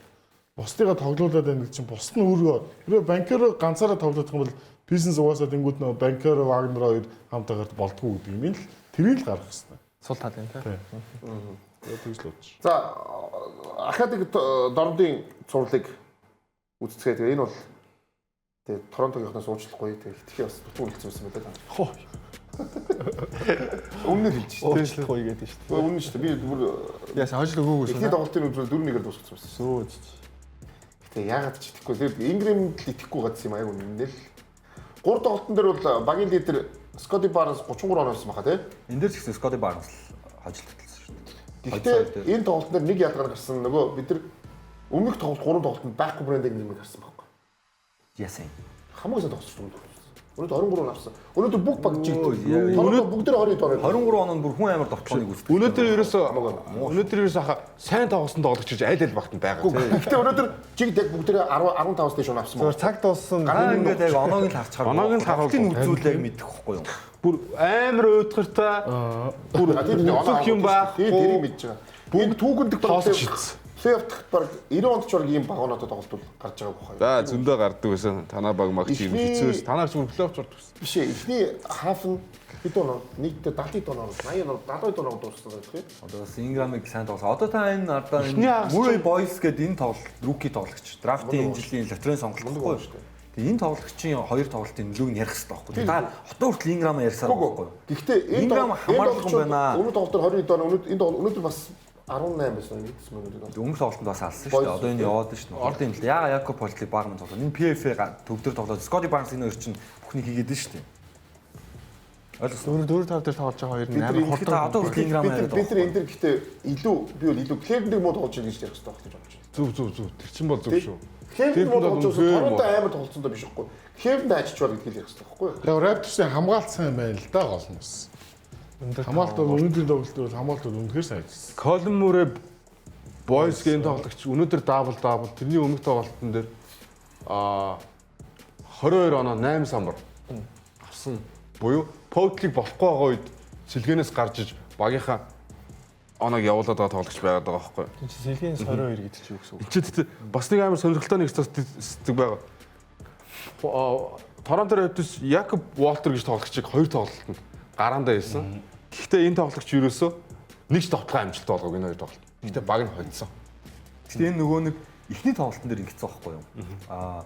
Шийдийг сэлгээний гол холбогч байгаа гараанд гаргачлаа. Сэлгээс холбогчгүй болчлоо гэсэн чинь тэр асуудлаа шийдэж байгаа зөв юм болов гэж бодлоо. Нэгд quickly байхгүй байгаа учраас Jakob Walter ч өнөөдөр 9-0 тэрний өмнө тоглолтын дээр 7-0 гэж шүү дээ. Одоо тэгэхээр Миннесота жишээ нь те Досумууга гараанаас эхлүүлэх нь бас зөв үгүй те. Яг тэр сэлгээний хэмнэлээ олох уугүй. Тэгэхээр Конлиг магадгүй гараанд тэгээд Досумууг сэлгээс шилдгээр ашигласан зөв. Тэр хамгийн зөв гэж магадгүй. Тэгэхээр энэ Райковч тохиолдол шан тэрэн дээр маш ухаалаг. За тэгээд нөгөө миний асуултанд та ядгүй хариулаач. За. Нөгөө нэгддэг голтон дэс нөгөө Клевленд ажицсан. Нөгөө идэж угаадсан нөгөө Клевленд ажиж байгаа. Фэйжл шүү дээ. Тэгээ одоо ингээ харах юм бол юуны Raptors-ийн бас юун талбай тоглож тавтан төвийн тоглолч дээр байрал дээр намх юм шиг боловч яг жиг 5 өндөр бүгд солих боломжтой тий. Энийг бүгдээр хийж боломжтой байгаа. Тавуулаа хурдан байгаад байна. Transition дээр. Өнөөдрийн тоглолтын дээр Клевленд хожих боломж 100 байсан шүү дээ. Тоглолтын төгсгөл илүү 7-8 оноо илүү гарсан. За тэгээд Торонто Raptors багаараа 30 удаа 3 оноо дотлогоо хийгээд дөрвөн 3 оноо шилдэг амжилттай болсон. Нөгөө шилдэл Нөгөө сул тал. 30-д 4. Дөрвийнх нь баг энэ хідэн Инграм хийгээд байна тий. Инграм баг 3 хийсэн байна. Инграм 3-ыг хийчихэж байгаа. 3 хийсэн тий. Тэгээд яг хоо Торонто Raptors юун дээр давуу талаа гаргаж ирж энэ тоглолтод чадсан байх гэхээр Будалтай талбар руу дайрсан тоглоо их яваад 36-нд хорвоолыг шийдсэн. Энэ 36 торгол нь 27 оноо болсон байна тий. Хамгаалтын хувьд бол Лукас хоёулаа маш сайн хамгаалтай байсан болохоор хагас болдог чинь 80 оноотой тий.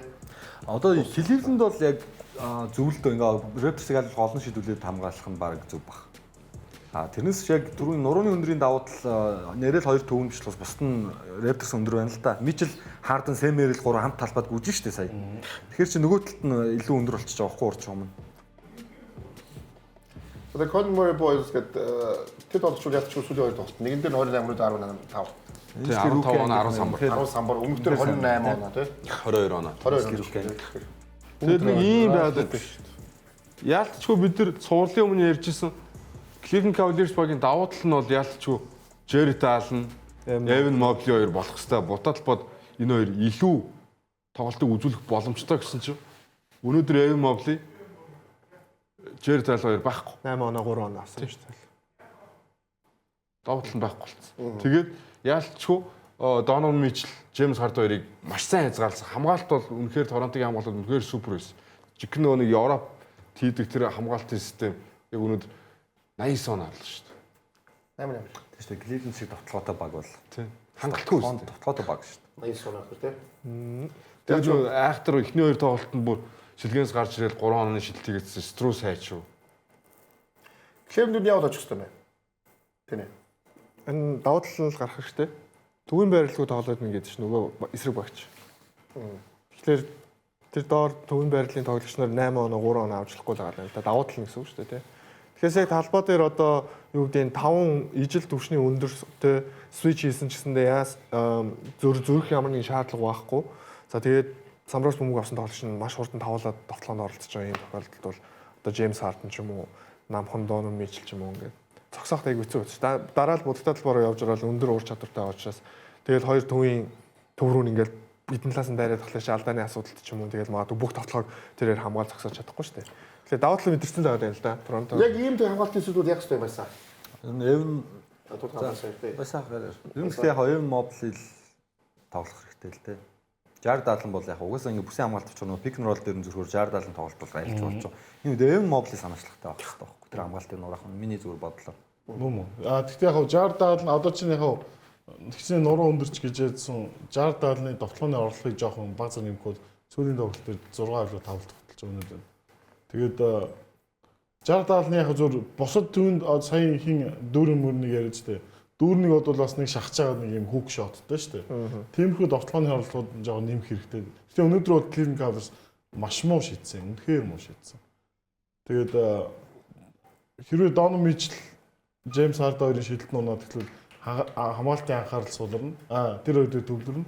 Энэ үед нөгөө нэг босод Wade, Strus эдгээр Merrill эдгээр шийдэлт нь бэлэн байж байгаа хэрэгтэй болж байна. Тэгэхээр одоо Cleveland Cavaliers нэг тийм амар өөрчлөлт ах зүйл угаасаа байхгүй байна. Цуурын юмсуудаа ахад хэлж чинь гэсэн үг шүү дээ. Ахад ихнээс хэлж чинь гэсэн. Ахад ихнээс хэлж. Талбайн давуу тал Cleveland байсан өрөөл шүү дээ. Зүгээр ийм одоо өнөөдөр хамгийн гол статистик торгуулийн шугамнаас шидсэн шидэлтийнхаа тоогоор Торонто ял байгуулчих. За тэгсэн мөртлөө уг нь бол Donovan Mitchell бутал руу дайрах боломжтой, James Harden бутал руу дайрах боломжтой, Evan Mobley бутал талбад нэгээс нэг шахаа тоглох боломжтой. Гэтэл Evan Mobley өнөөдөр нэг ч торгоо шидээгүй буюу хитрхи одоо агрессив биш тоглож. Харин цэвэрлээд софт тоглолт. Амар хитрхи софт байгаа. Яагаад дайраа жихээ явахад ядаж нэг 10 торгоо шидэн шүү дээ. Тэгэхээр 6-аас 7-г амжилттай бол 8-ыг ч амжилттай бол өндөр хувьтай шиддэг. Evan Mobley 3 онооны шидэлт байгаа, дундын зай шидэлт байгаа. Бутал талбад тоглоод пост мувтэй ч гэсэн байгаа байхгүй. Тэгэхээр яалчгүй Cleveland Cavaliers-ийн 5 тоглолтын санаачлал юунаас эхлэх ёстой вэ? Бутал руу дайрсан довтлогоо, пост-ап хийсэн довтлогоо, Donovan Mitchell хин хоёр Harden хоёр өөсөө зүгээр Mobley-г тижээх хэрэгтэй. Бөмбөр. За тэгээд хэсгийн дараа бүгд ирээ уулзцгаая. Эмэрх таамтайгаар залвсан. Үлдсэн суулдаа бүгд ирэх болно.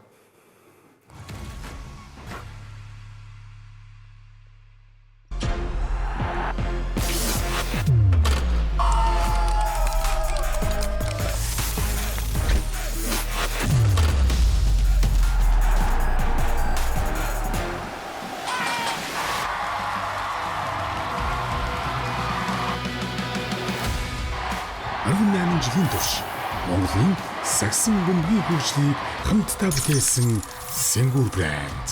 18 years of emotions. Энэ урьдчилгаатай юу? Урьдчилгаагүй. Энэ урьдчилгаатай юу? Урьдчилгаагүй. Хүй, энэ урьдчилгаатай юу? Тэр бас урьдчилгаагүй. Ухаалгуцаа хамгийн хиндаа бэлэгтэй урьдчилгаагүй дийсэнгээр аваарай. Ухаалгуцаа зөвхөн PC Mall-оос.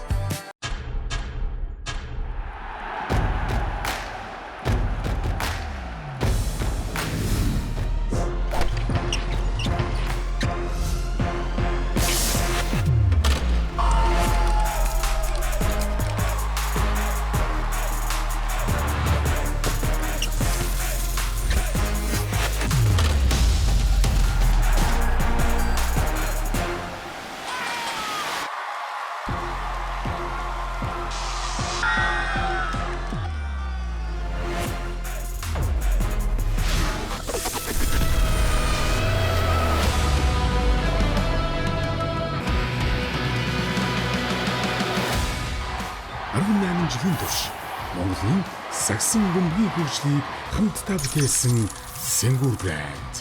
18 years of emotions.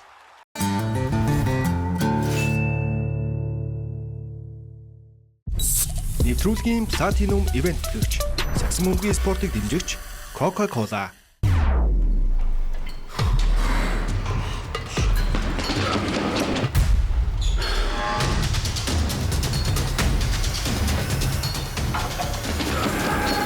Эрдэс нөхөх спорт ус Powerade. Бэм 83 авчлаа шүү дээ. Плей авч сонирхолтой болж шүү дээ. Альбаг гарна гэж бодож байна. Сайн мэдгүй л байна. Түүлийн Токи Пикемер там үлээд зүгөө. Над дээр бөмбөг таарчлаа шүү дээ. Пүү! Би iPhone авчлаа шүү дээ. Йоо. Токи апаас тоглолтын оноо статистик хуваар зэрэг мэдээлэл хараад Пикемер тоглолтоо тааж бэлгээ аваарай.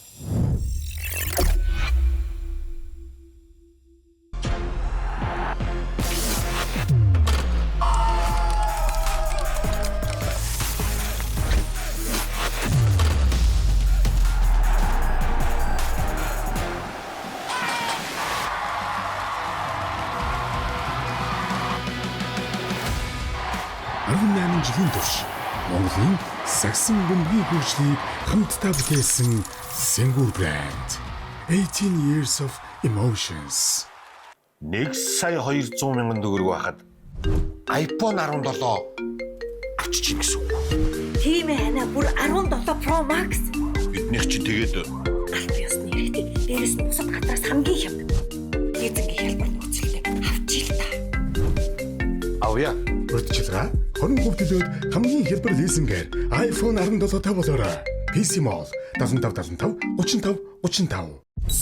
Нэвтрүүлгийн Platinum Event төлөвч сагсан бөмбөгийн спортыг дэмжигч Coca-Cola.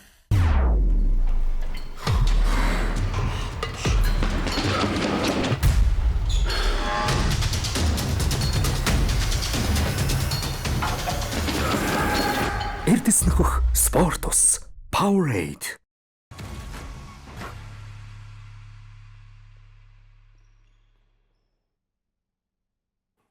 Эмбэ докторга бүх хүмүүстээ баярлалаа. Та бүхэндээ удирдлагын 30 дугаар та бүхэндээ хүрч байна. Тэгэхээр нэвтрүүлгийн Platinum Event хийгч үндэсний дээдлэгийн албан ёсны хаб Токиога тоглолтын хуваар статистикийг зөвхөн Токиогоос та бүхэн хараарай. Мэдээж нэвтрүүлгийн Platinum Event хийгч Powerade спорт усаа цоошин өнгө төртөгөөр иргэн ирсэн байгаа. За мөн PC Mall нэвтрүүлгийн Platinum Event хийгч Apple, Samsung, Huawei, Honor, Xiaomi брэндийн албан ёсны нэгтэйгээр урьдчилгаагүй лизингээр зөвхөн PC Mall-аас та бүхэн аврагч хэлбэрээр мөн нэвтрүүлгийн Platinum Event хийгч Монголын хамгийн зөөлөн шар хариг Сэнгүр ультра смут ультра кул байгаа гэдгийг хэлэхэд таатай байна. За тэгээд одоо бүгдээр үлдсэн юу гоцгоо зурлууд байгаа тийм ээ. Мэдээж OKC Suns 3 тоглолт. Зэрэг өмнөх тоглолтод J-Dub-ыг бэртэл алдчихсан байгаа тийм. За Suns талбай дээр тийм ээ.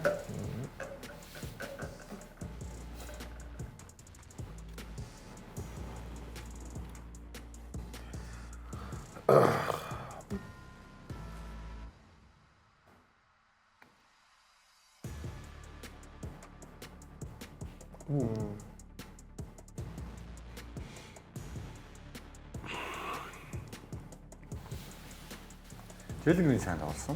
За Дилэн Брукс сүүлийн 2 тоглолтод хоёуланд 30 оног авлаа.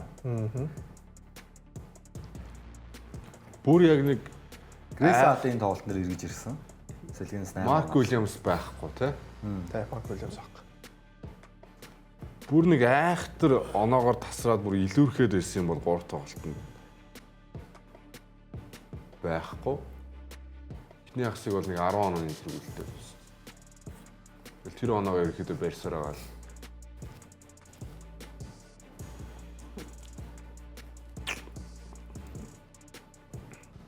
Сансгтээ тоглолтонд болно. Ягаад юм биш. Илүү өрсөлдөө үзүүлэл байгаа юм биш.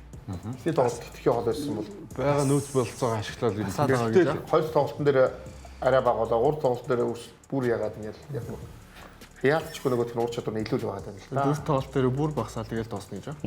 Тий. Нийлээ яг ан маань үзэлцэл тэгээд хожих чинь шүү дээ тэгэл хожих чинь гэж. Тий. Яаж нөөд шээ амар байл да тий. Шээ энэ тоглолт 80% тогтсон. Тэгэхээр талбай дээр бас сансгтээ нэг олж авч магадгүй шүү дээ. Одоо 2 оноо. 18 сард.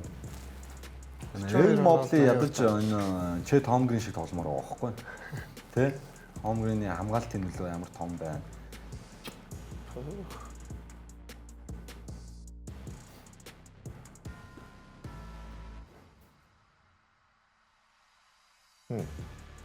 Ээжийг мичлэгээ гараанд гаргаж ийлээ. Юу нэг яг нөө JW энтрийн оронд кейс нуулсыг гаргаад дүүсэн хамгаалтаа одоо тийм. Ээжийг мичлэг гаргаад холбож гэрийн бусаад тоглолоо тий. Ээжийн мичлэгтэй гоё яваад тоглож байл шүү. Яаж байгаа юм тий. 42 оноод 80%. Тий. Юусэн ч юм тий. Шак нэг тиймэрхүү аав юм тий. Шийдэн доор байж тий. Зогсоо дандаа тохож үзтэй аав юм нэрч тий. Энэ ч бол шийдэт байгаа үст тий. Нэй. Арай л алдаад юм байна тий тий. Энд дээр Гадороо гоё хаалт байсан чинь зөрч чод Чэт багийн хамтрагч. Орчин цагийн Jordan гэдэг байгаа нь яалтчихгүй л тий. Ингээл орчиж. Ямар ч хамгаалахгүй л гэж. яах ч үстэй нэр. Ингээд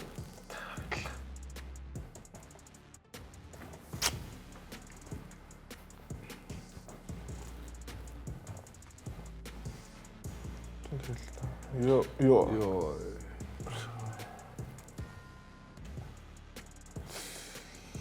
Нилээс хамгаалдаг тоглож тоглоод байгаа. Үн чинь Дилэн Брукс хамгаалахаар нөгөө свич сольж болохгүй байгаа мó өөдөөс нь орчоод байна. Ялгаагүй. Дилэн Брукс ч уг нь өөдөөс нь чаавс өөрөө үзээд аваад байгаа юм л та. Хэрийн сайн тоглож байгаа тийм. Дилэн Бруксээс энэс л тоглолт байхгүй. Энэ үлрэл бол өөрөө хамгийн онцгой тоглолтыг үзүүлж байгаа шүү дээ. Дотгоон дээр бол тийм ээ. Амар баг шүү дээ. Амар баг шүү. Алцгүй тэгээ багийн зэрэг байна. Одоо тэгээ хамгийн ихний дөрөвтөг энэ л багтаа. болох цуур ганц өндөр магталтай сурлын бусд нь угаасаа 3-1 болцсон 2-2 болцсон. Мараш хаагдах нь тий. Барилдах бах та. Тэгээ нэг азан даруул нэг. Тэгээ багийн балансыг харалтаа AJ Mitchell 20 тогтолцсон байна шүү. Болж шүү дээ. Хинж тэгж тогтолж болж шүү дээ энэ багаас ч. Мистер юу шээс илүү тогтолцсон шүү дээ. Яг энэ сурал дээр одоо бид нар Phoenix Suns-ын давуу тал гэж ярих юм бол Dillon Brooks, Devin Booker, Jalen Green гэсэн урд чугны 3 тоглолт шиг ярих гэдэг юм тийм үү. Тэгмээд яг эмтэн тэнцүү буюу илүү тоглогч нар OKC-д байгаа. За тэгээ бултаа талбайд Hartenstein, Holmgren, Jalen Williams гэдэг энэ тоглогч нар ялч Phoenix Suns-ын бултаа талбайд тоглогчдоос хамаагүй илүү байгаад байгаа болохоор ямар ч өсөлтөө үзлэхээр аюулгүй. Ямар нэгэн байдлаар плей-офф бултаа талбай төвийн тоглогчдын нөлөө айгүй өндөр байж энэ сурал ялах боломжтой гэж би боддог байхгүй. Тэгээд энэ ерөөсөө Phoenix Suns байхгүй. Ганц байгаа Mark Williams гэмт бүлгээр ингээд тоглохгүй байгаа болохоор тэгэхээр хэцүү л байгаа даа. Тий яатчихгүй. За тэгээд энэ юу плей-офф 80% тоглоод хамгийн их авсан тоглогчдын бүгдээр. Сахарч гараагүй шүү дээ. Гараагаа. 80% тоглоод хамгийн гараагүй. Найруулагчаа. 80% та тоглоод хамгийн их авсан тоглогч гэдэг бай. Байхгүй яг вэ. Тэгээ 80% гэж юу ч юм бэ дээ. Тийм шүү дээ. Доор тохоод байгаа шүү дээ. За юу Devin Booker бас шүүгчдийн шүүмжлээс 35 мянган доллароос тоглоод амжлаа. Энэ цуврал дээр хамгийн их яригадаад байгаа юм. Одоо ингээд яг тоглолтын анализ гэхээс Өмнөх тоглолтын дараа Devin Booker шүүмжилсэн шүү дээ. хамгийн их яригадаад байгаа юм. За гадны хэвлэлүүд ч гэсэн одоо яг энэ хоёр багийн одоо илүү дутуу гэхээс нь илүүтэйгээр нэг алдаа үлээж байгаа байдал. За Phoenix Suns-ийн багийн эзэн хүртэл шүүмжлээд амжсан тий. Ижил тэгш үлээхгүй байгаа тань тий. Яг адилхан кейс дээр ч юм уу. Эдл дээр ер нь зөв сүүлийн 2 жил ингэж яригдчихэж байгаа. Гэтэ яг хуу санаж байвал одоо баажах санаж байгаа Warriors ч гэсэн нэг хэсэг Dynasty байх үед нь яг л ингэж шүүгчтэй нийлж очдөг ч юм уу, илүү үлээдэг ч юм. Би бол энэ илүү үлээдэг бол ур чадвар илүү аг учраас л илүү үлээлгээд байна гэж боддог шүү дээ. Шүүгчраараа алдаа. Үднэс шүүгчд за OKC-д үлэе та гэж үлээж байгаа гэж бол би өөртөө нэг ч удаа бодож үзээгүй. Энэ бол үе үед илүү баг дээр байдаг зүйл үстэй. Одоо Майами их гурал дээр ч гэсэн яриад Үлэн ширхсэн хүмүүстэй тоглогчдод яаж ч байдаг шүү дээ. илүү тоглож байгаа бол баг учраас илүү алдаа аваад байгаа. Зөв. Хамгийн Би бол тэрэн дээр бас санал хэлдэг. Devin Booker тэгээд яг хоо торгуулсан шалтгаан болохоор бүр яг нэр цохож хэлсэн тий.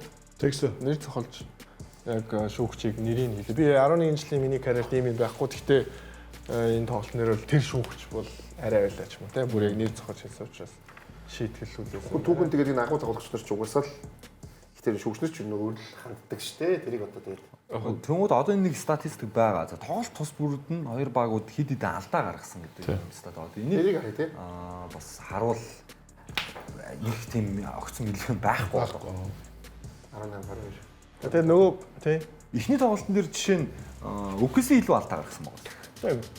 22 алдаа гаргасан. Phoenix 18 алдаа гаргасан. Нэг 4 алдаа, 3 алдаа, за 4 алдаа. Тэгэхээр нийтдээ 3 тоглолтод 3 алдаа OKC илүү Phoenix илүү гаргасан. Яг энэ алдаанууд чинь магадгүй зарим торгуулийн шилд болж байгаа шүү. Зарим нь бол болохгүй байгаа шүү дээ. Тэгэнгүүт энэ хийгдэж байгаа алдааны онооны зөрүүн дээр хожигдсан юм уу бас үгүй тий. Оноо бас хол зөрүүтэй. 3 тоглолтод 3 алдаа илүү үлээсэн байж тээ. Тэгэхээр чи эн чинь одоо шудраг бус биш үү шүү дээ. Тэгээд тэр чинь илүү авч чадах нөө ур чадвартай тоглолч нь шээ гэдэг өөр байгаад шүү дээ. YouTube дээр байдаг шүү дээ нөгөө Jordan-ийн нөгөө шүүгчтэй хараагүй байж байгаа. Jordan хэлээдсэн шүү дээ. Би чамд итгэж байна гэж. Чамд итгэж байна гэж шууд алдаг нүгэл. Тэр бас тийм. Байгаа шүү. Би чамд итгэж байна шүү. Бүр ярэн байдаг. Ярэн байдаг. Би чамд итгэж байна гэж шууд тэд юм гэдэг. Энэ дээр бол яг зөв угаасаа Booker-ийн юм дээр энэ зүгээр excuse шалтгаан санагцсан угаасаа. Гурван тоглолт нь угаасаа торгуулийн шийдэлт хийсэн тоон утсаас илүү байна шүү. Харин тийм байж OKC-д илүү үлээх гэдэг бол яг тэр нэг энэ дээр бол тийм байхгүй. Нэг яг адилхан юм дээр нэг үлээгээгүй шүү дээ. Тэгээд нэг Booker нөгөө нэг бөмбөгөө бас хараагүй савхад нэг техник өгсөн. Тэрэн дээр л юм ярьсан ба. Тэгэхээр бол яг тийм амар хол зөрүүтэй юм бол байхгүй. За бүгд юу ячдгүү нөгөө тохоо 80% таг гэдэг юм. Нэг Booker өөрөө бас ингэж онцгой тоглож ирсэн юм байлээ. Дэнер эсрэг. 47 авчихсан юм лээ. 80% тоглоод 47 онд. Дэрэски 48 уу? 11 онд OKC-тэй гэж шүү. Финал сан жилдээ. OKC коч. Түрийн нөгөө ярьсан юм гаргасан баялаа наглагч аа. За юу хоо одоо нөгөө дүүгийнхаа зурлал руу орё тий. Дүүгийнхаа гол зурлал руу орё. За ямар ч сан Embiid ирж ирсэн. Юу тийзэлтэй болов? Азартгүй. Сайн мэдээ шүү. Өвдөгнөөс бол жунжиг болохоор хөлийн хөдөлгөөн зүгээр үлээ.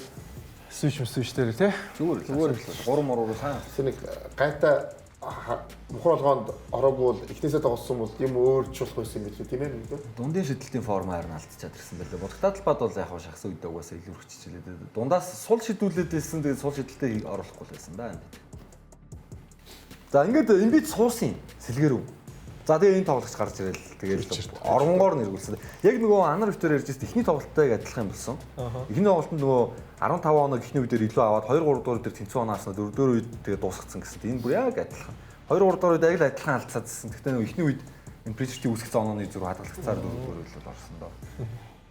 Тэгээд эхлэл бас их чухал байх шиг байна энэ хоёрын багийн цувралтай. Саяны хол энэ арай юу гэсэн тийм. Precious ийм л байнга шүү дээ. Эхний үедэр 13 оноо байнга шүү дээ. Байнга. Эхний үедэрс гэж нэг 5 дахь минутаар гарч ирсэн. 5 минутанд 13 оноо авчиж байгаа. Энэ хүнээрээ шийдүүлдэг гэж байгаа юм цаг дуусчих та угаасаа бүр албаар. Тийм. Зөндөө баастай. Алсаас. Жижигхэн, атлетик биш, Удаан бол бас биш шүү. Бөмбөг залтаас амар шүү. Арай их тухайлсан. Надад арай их тухайлсан. Бие хүчний тоглолт сайтай шүү. Яг NBA-гийн биевүү гэж л зүгээр дутуу тэ цагаан болохоор дутуу гэдэг. Тэгээс яг Preacher-тэй NBA-гээс өмнөх замлынхын хайлайтууд амар шүү дээ. Зуны High school, зуны пикап саксан мөнгөн дээр бол зогсоогдсон шүү дээ.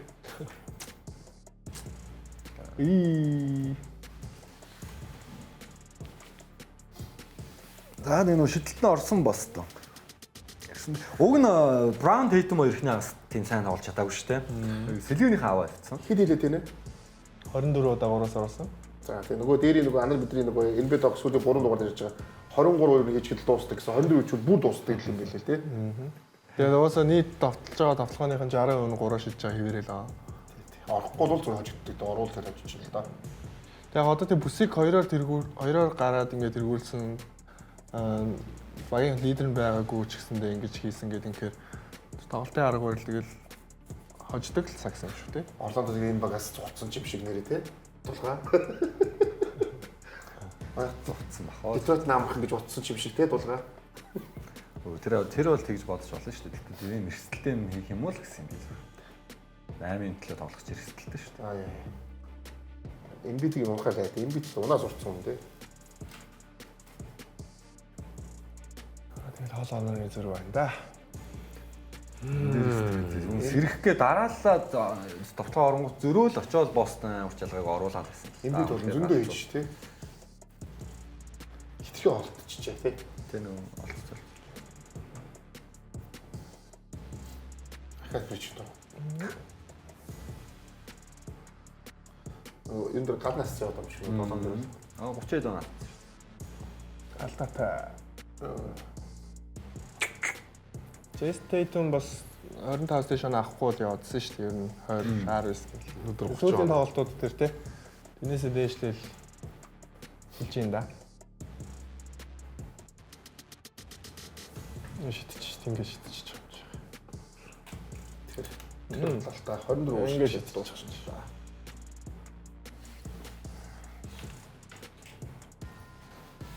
За тулгаа асуулт асууя. Тэгээд асуу ямар асуулт? Яах вэ юм бэ? Яавал очих юм бэ? Одоо тэгэл яг Celtics-ийг хоёр тоглолт бол ойрхон тоглож үзлээ шүү дээ, тий. Талбай дээр сүүлийн 3 шот хийгээд хождог болж байгаа юмстай тий. Тэр бол бас ойрхон үзсэн. Яг зүгээр би бол нэг нөөц суулжуулах. За Celtics-ийн шидэлтийг бол уусаа мэдэж байгаа. Ингээд шидэд эхлэх юм бол нэрээ уусаа ингээд авраг авцсан баг шүү дээ. Зүгээр филдингийн зүгээс бол нэг нөөц суулжуулагчийн энэ ротейшны өөрчлөлтүүд яг үүндээ тэгэхээр сайн ойлгоогүй. За одоо өнд голрол ашиглахгүй байсан Justin Edwards-ийн ашиглаад Grimes-ийн минутыг хасаал. Grimes талбай дээр гарч ирээ сайн тоглосон тулдаа минут авсан. Тэрнээс эхний үедэр Preacher алаад довтлогоо зогссон байхад Grimes-ыг оруулж ирдэг. Justin Edwards, Barlow, Dram дурыг гаргаад ирж байгаа. 3 довтлогооны санаачлаг байхгүй нэг. Тэгээд оноо гаццсан. Нөгөө Preacher ч шидэд байдаг. Одоо Preacher-д 30 дон авах болж. Одоо Preacher-ийг бол Grimes хамгаалж чадах байхгүй. Grimes-ийг одоо жижиг бихтэй л гээд байгаа юм шиг байгаа. Гэхдээ тэр чинь метр 96 аахгүй юу? Preacher-таас өндөр аахгүй юу? Дагаа гүйчих болох аахгүй юу? За бүр болохгүй Сэм Хаузер талбай дээр байгаа. Хаузер ч дагаа гүйж болно. Хаузерчтай амар хүн ата хуурал оролт хийгээл нуруу муруугаараа өндөрлөө шахаад идэх тоглож биш шүү дээ. Тийм бахад Grimes-ыг оруулж ирэхгүй байгаад хэмнэлээ алдсан ихний үе. Тэрнээс 2 3 дуур ирлээд шүү дээ. 2 оноо л дутаа авсан. Ихний үедээ алдсан оноогоор 4 4 л орцсон. Тэгээ бүр ингээд тэр оноогоо Бостон хадгалаа авчир 4 4 хугацаа багасчихсан наадвал чи яарал ингээд 20 оноогоо хасах гэж ингэсээр байгаа л дуусчих. Гэтэ 4 үе оноо дутаа авсан биш. 4 үед 2 оноо дутаа авахаар тоглолт тусаа 8 оноо зөрдөг. Үгүй. 4 үйлөө орох хүртлээр эхний үед үүссэн оноо нь ерөөхдөө хадгалагдаа орцсон байхгүй юу? 16 оноо зүрх эхний үед үүссэн. Тэгээ яг 20 оноо болоо 4 үйл орсон л доо. Тэгээд 2 3 4 дээр 2 2 дутаа аваад тийм. Тэгэхээр энэ дугаас ямарч боломж авах ямар амар сүртэй ирцээ. За хаццсан байл. Зүгээр юм асуумарч үзсэн. Ийм дуус ярьсан. Ийм байгаа шүү дээ. Зүгээр 3 тоглолт Embiid-гөө тоглолцсон фили явахгүй юу? Тэгэн гутлаа сүүлийн 2 тоглолтод нэг нь хожоод нэгэнд нь ойрхон тоглолцсон байж байгаад Embiid шууд ингээ ороод ирэн гутлаа угаасаа нэг тим юм байдаг шүү дээ. Embiid рүү өгөх гээд хитрхи фокуслол нь явсан гот бусад нэг тоглогчд нь одоо Edge Gom ч гэдэм үү өвөрөж юм тоглолтгүй болох. Нөө нэгсэн Maxi хүртэл яваад 3 дутлаа шүү. Тоглолтын хэмэл ерөнхийдөө жоохон эвгүй болчих жоох. тийм ч миний бодлоор яг ингээд нэг 2 3 дахь нэг тоглолтод тогложсэн 5 та гараандаа гаргаж явж байгаад тоглолтын дундаас нь ч юм уу ингээд шилгээнээс имбидийг оруулдаг ч юм уу ингээд химнэлээ бол галдахгүй үзэх гэж үтсэн мөн арай дээрээс болгосон зөв миний хувийн бодлоо надад бол байсан. Надад ч ихтэйгээс юус их коучуд хийдэг. Стив Кер надад ч байгаль хийдэг. Стефен Кер ч оруулж ихэд бенчэс оруулж идэг. Тэгээ бенчэс гарч 40 он авсан шүү дээ. Ягаад гэвэл тэр гараандаага 5 тоглогч бүгдээрээ үүргээ маш сайн гүйцэтгэд филийн зураг сайн тоглолцсон байсан болохоор сэтгэлзээ өвчгсөн энэ тоглогчтой арай өөр байх. Одоо ер нь бол эхний 3 тоглолтод гараанд гарсан 5 тоглолт тавуулаа 4 тоглолтод гараанд гарах эрхээ авцсан байхгүй яа. Бид нар чинь 3 тоглолтод маш сайн тоглолцсон. Тэгэхээр Эмбид ч гэсэн тэрийг ойлгоно шүү дээ. За та одоо сайн тоглож байгаа чи химнэлийн би ингээд сэлгэнээс ороод тоглолцоо ч гэдэг юм. Иймэрхүү байдлаар үтсэн бол магадгүй 4 тоглолтыг ойрхон явах үзсэн байж магадгүй ч. Тэр ер нь яавал юм боломжтой гэж бодож. Юунд? Филид. Би Бостны фильм чи явж боломж байхгүй шүү. Гэж аахгүй. Яа зөв анартай санал нэг өнөө. Тэгээд Тейтем ч гэсэндээ нөгөө болж исэн Бостон Селтиксээр ирсэн шүү дээ. Магадгүй удирдлагын тоглолтоор ирсэн ч гэсэндээ Тейтемийн тэр нөгөө нэг багтаа уусч орсон тэр нэг ууслалт байсан шүү. 12 оноо аваад тэгтээ самбраа авчаал хамгаалчаал дамжуулалтаа өгчөөл нэг амир өөрөө довтлоо л дээ би одоо эргэж ирж байгаа юм чинь гэл ингээд байгаа юм байхгүй. Одоо тэгээд энэ нь ингээ баг багаар ингээ явсаар хагаад одоо Тейтем 30 оноогоо авдаг ч юм уу, довтлооны санаачлагаа авдаг ч юм уу, ISO авдаг ч юм уу. Энэ лүг ингээ гоё уусаад орчлоо л да. Гол нь Эмбидэд тийм хугацаа байсангүй орж ирэл хожихын төлөө одоо юу гэдэг те хамаг давуу тал яад бол тийм яад бол Эмбид тийж тоглохоос аргагүй байхгүй. Яад бол Босс Селтиксээс давуу талтай юм Эмбид өөрөө учраас төвийн байрлал дээр ч юм уу. Тийм учраас яг тэр юмн дээр бол ер нь амар санал нийлж байна. Эжком амар сайн тоглолттой байгаа шүү дээ. Тэгэнгүүт тэр тоглолтын оролдлого, довтлооны оролдлого тэр өөрийн санаачлагтай дураар тоглолтын тэр юмнууд байхгүй болчихлоо ер нь жоохон хэцүү болчих واخа. Ер нь тэгээд тэр Эмбидийн тэр мухар болгоог таашгүй л дээ. Тэгээд яалтаж үттэй. Миний ухаалт малтыг таашгүй яг л адилхан баг л та. Тэгэхээр тэр яалтаж ухаалт хүн зүгээр л ухаалтч тийм ээ. Тэгэхээр өөрөөгөө 10 метр гэж бодлоо. Зүгээр ээж мухраад готоо очдөг шүү дээ. Тэгээд яалтаж. Үнэ. За. Үнэ. За тэгээд брак юу флэго юу гараа те.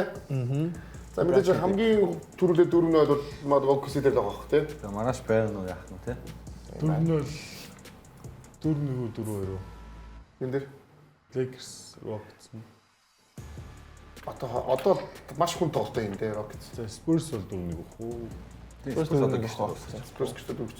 Тэр Boston ч гişтэй үстэй. Minnesota Denver сонцсон баха те. Тэр сонцсон гişтэй ямар ч байсан бат бол харж байгаа. Батараа очсон. Нэг бол 3-2 бол болцсон баха. Сая Батараа гэж юм байдгүй байгаа шүү. Тэгээ би бол бат гэж бодож байгаа. Тэрэн дээр бол яасаач бат гэж бодож байгаа. Батараа их дуусгасан зурлууч сунж ирсэн. А 6-д тоглолт хамгийн хүн тоглолт болох. А тэр 4-1-ээр дуусна гэсэн дээр тоглолт чи 2-2 болцсон явж байна тэр. За тэгээд харъя да. Ер нь Дорндийнхэн ч ер нь алдцаад байгаа. Би бүр та дээр дуусгаад би тэр Нью-Йорк Атлантаг ч 7 тоглолт гарч магадгүй гэж харж байгаа шүү. Атлантаг хомд дээр бас гэртээ очоод 2-2 болцсон тэгж хэлэх амархан шүү. Тийм ээ. маш амархан шүү. Хайр шууд 2-2 болцсон баха 6-д тоглолт хамгийн хэцүү шүү гэх бас амархан шүү. Тэг амархан бүх юм амархан да. За бол руу орцгоё. За асуултууд байгаа сайхан. Асууч. Шууд асуултууд гаргаж авчаа наригчаа. Эхлээд энэ асуулт тий. За энэ асуулт. Хиний багийн асуулт. Маа асуулт. За NBA аварга болж үзээгүй хэдэн баг вэ гэж. Энэ чинь сайхан нэг асуулт юм байна. За. Зөв нэг яриан дондор гарч ирсэн. Яг асуул. 11 байлгүй санагдаад ах юм. 30 баг тий. Цаас мэдгүй байна. Би 11 гэж Хос толгой. 11 гинэ. Би 11 гэж. За 11 баажаас. За 11 гинэ. За 10. Phoenix, Utah, Indiana, Brooklyn, Orlando, Charlotte, Minnesota, New Orleans, Clippers, Memphis Grizzlies 10 баг байдаг юм байна шүү. Тэгээ саяхан Denver те саяхан тийм баг үлээ. Loki те. OKC хоёр тал суучлаа. OKC байсан. OKC 11 байж байгаа. Тэгээд Тийм биш үү? OKC-г яг тийм биш дээ. Дөрөв жил хайл өнгөрсөн жил. тэрнээс манай ухаантай л да. Тэгээд тэрээс би мэдчихсэн юм аа. Эдгээр багаас авраг аваагүй багуудаас хамгийн олон удаа финал тоглосон баг нэ л. Энэ чинь Phoenix Suns байсан шүү дээ. Phoenix, Utah, Indiana, Brooklyn. Phoenix Suns хамгийн олон удаа финал тоглосон ерний авраг аваагүй. Utah Jazz 2. Нэг Suns 2 шүү. Дээр үед нэг. Саас байсан санагдаад. Саас 3 байсан санагдаад хэ. 93 сая сүүлд нэг. Тэ. Аа яа. 76. Саас 3 байсан. Тэ. Сараас 3 байсан. Нэгэн дээр үед нэг мэдээгүй байсан. 2-2 юм. Тий. Яг сараас 3 байсан. Юта Jazz ч ерөөсөө 97-98 Тий, шүү. тэгээд болоо тий. За Голдстэй тоо энийг баажи хаслсан сууж байгаа. лигийн хэдэн удаагийн авраг вэ? Хэлмээргүй яах юм. Албаар хэлмээргүй. Хэлэхгүй. Бүр чи битээ ингэж үдчих заяа. Хэлэхгүй бүр албаар. Хэлэхгүй гэв чи бүр албаар яах. Албаар гэж мэдэхгүй л мэдсэн бол бүр орилоод хэлж байгаа ш хамгийн бүү. Хаана намайг үдчих байгаа. Ийм мэдхгүй гэж юу албаар хэлэхгүй. Юу гэж үдчих. За би мэдхгүйгээр хариулчихъя. За 5. Хэдий? 5. Би албаар бүр чи намайг үдчих бол би бүр албаар хариулахгүй албаар заяа. Одоо тэгээ нэг юм гарангууд би мэдчихсэн гэх юм байна шүү Би бүр яа тий. Би бүр албаар бүр хариулахгүй. 7 юм бэ. За. Аа. Мэддгүй юм уу? Мэддэг байсан тийм. Би бүр албаар мэдсэн. Сая 5 гэдэг яг хэлсэн шүү дээ. Та намайг бас тий. За би бүр албаар мэдгүй. Та нэг асуулт хэлж алаач. Би тулаагийн өөрийг ингэж. Бид нэр албаар хариулахгүй шүү. Би яг сикс дээр энийг бүрээ. За энэ манайх хаа тий. За энэ За чи. плей-оффын бүх цаг үед оновчтой дамжуулалтын тэргүүлт тоглогчийг нэрлэнэ үү? Плей-офф дээр юм уу тий? Тийм ээ. Плей-оффоор бүх цаг үед. Мөн зөвлөгөө дээ. Тийм биш юм. Брон. Энэ юм шиг ёстой шүү. Гоо та нэг харчаач тий. За зөв хариултыг харцгаая юм уу? Мэдж чаасан. Magic Johnson 2346 байгаа. тий. Бас хол юм биш. Хол байна тий. Мессигсэн бүр амар. Яа. NBA плей-оффын бүх цаг үед хамгийн олон бөмбөг алдарт хийсэн тогтч юм бэ. Леброн өгөхгүй. Брон. Леброн биш байгаа. Хоолгор леброн. Хоёр леброноор дагнч. Леброн юм шүү. Леброн баха тий. Асуулт аваас тий. Асуулт биш. Леброн тоглосон тий. LeBron James. Леброн юм байна. За Одоо энэ бүх цагийн гэдэг бүгдэн дээр нь плей-оффын бүх цаг үе нийт бөмбөг хаалтаараа тэргүүлдэг тоглогчийг нэрлэнэ үү гэнэ. Энд LeBron биш. Хаалтаараа гэдэг чинь хаким биз дээ. блок шотоор тий. Нийт шүү. Нийт тоогоор шүү. За хаким. Плей-офф штэ. Арай цөөхөн тоглолт. Плей-офф штэ. Данк юм шүү Цөөхөн дээ. тоглолтод ороогүй хаким. А плей-офф юм уу? Данк юм шүү дээ. Карим. Данкан Карим хоёрын л нэг багс тест. Тийм үү? Блок гороо. Цаа мэдгүй. Баг Данканда. Сони Патрик Ивингүүд арай биш ээ гэж бодоод шүү дээ. Патрикийн плей-оффын тоглолт арай цөөхөн. Цөөхөн дээ. Данкан Карим хоёр юм байна. Гэхдээ бас хаким байж болно шүү. Хаким ч олон шүү дээ. Хаким бас олон. Хаким ч бүх цаг үеийн бүх цаг үеийн. За. За би Хариултыг харцгаая. Би карим бичөө гэдэг. Заасан байхаа. За А Данк дунд чинь бол дундчаараа бол Хаким, Вемби 2 3.1. Вемби ч одоо бүр ороод ирсэн тий. За дундчаараа. Вэмби ч авах бас арай. Яг муухай. Би дунд чинь бодож дөрөв тоглолт юм байна. За Тим Данкан. Гэхдээ эхний 5-д Хакимийн нэр байгаа. баа тий. За байх байлгүй тариач. Ойрхон байгаа. Квадро дабл хийсэн хүний нэг үстэй бас тий. Яг ийм статистикийн дунд чинь илүү бодол очих юм байна. Яг зарим нь цөөхөн плей-офф тоглолцсон, зарим нь их плей-офф тоглолцсон болохоор нийтээрээ олж хэцүү. За Их тоглосон чинь бас тэгэл бас хөдлөн байсан. Яг хөө зүгээр багийн амжилт нөлөөлдөг болохоор. За тэгээ ямар ч гэсэн та бүхэндээ өнөөдрийн 30 дугаар хүлээ. Тэгээд пүрэв гарагт яг энэ цагтаа бүгдээрээ уулзцгаая. Тэгээд плей-оффтойгоо NBA тогтоох хамтаагаар яцсан.